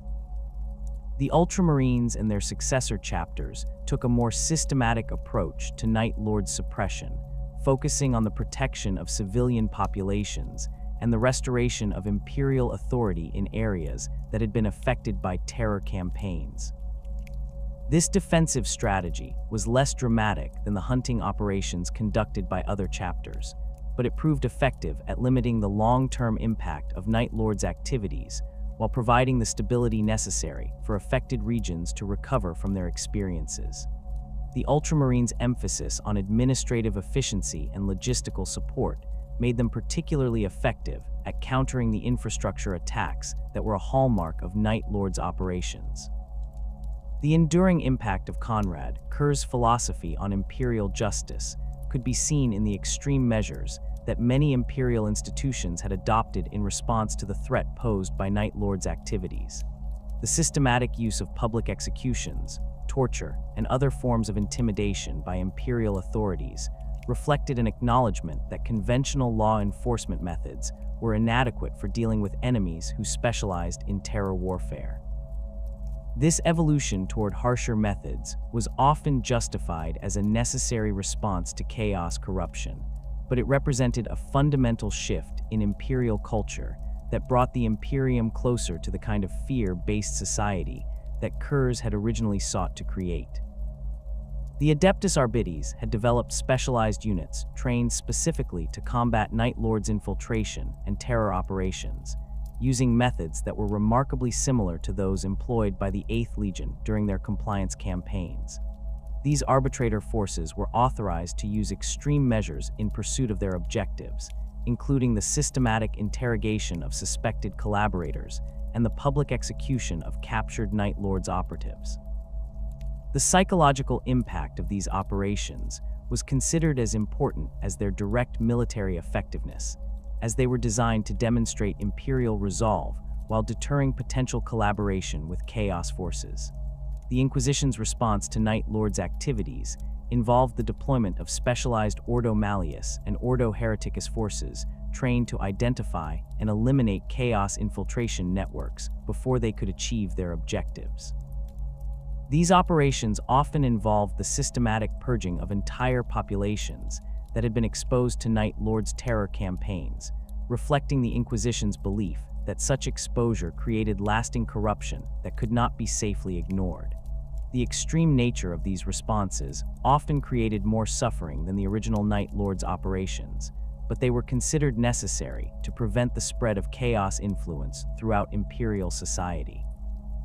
The lasting fear of the Night Lord's return that permeated Imperial culture was evident in the mythology and folklore that had developed around their activities, with stories of their terror campaigns serving as cautionary tales that reinforced the importance of loyalty and obedience to Imperial authority. These narratives often exaggerated the Night Lord's capabilities, while emphasizing the horrible fate that awaited those who betrayed the Emperor or collaborated with his enemies. The psychological impact of these stories was significant, creating a climate of suspicion and paranoia that made it easier for Imperial authorities to maintain control, while simultaneously providing Night Lord's formations with a reputation that enhanced the effectiveness of their operations. The Night Lord's legacy in the 41st millennium represented the ultimate expression of Konrad Curze's vision of justice through terror, though it had evolved far beyond anything the Primarch might have originally intended. The scattered warbands that carried his gene seed had become the galaxy's most effective practitioners of asymmetric warfare, capable of creating fear and chaos across vast distances while remaining largely immune to conventional military responses. Their independence from formal chaos worship and their focus on terror as a tactical tool rather than a religious practice had allowed them to maintain their operational effectiveness while avoiding many of the weaknesses that affected other traitor Legion forces. As the 41st millennium drew to its close, and the galaxy faced unprecedented threats from multiple directions, the Night Lords remained a constant source of terror and instability that complemented the larger existential challenges facing the Imperium. Their operations continued to demonstrate the fundamental vulnerability of any civilization that attempted to maintain order across such vast distances, while their very existence served as a reminder of the price that had been paid for the Emperor's vision of human unity. In the darkness between the stars, Konrad Curze's sons continued their eternal war against hope and order, proving that some forms of corruption could never be fully eliminated, only contained and endured. The Night Lords had achieved a form of immortality through terror, ensuring that their legacy would haunt the galaxy for as long as humanity struggled to survive among the stars.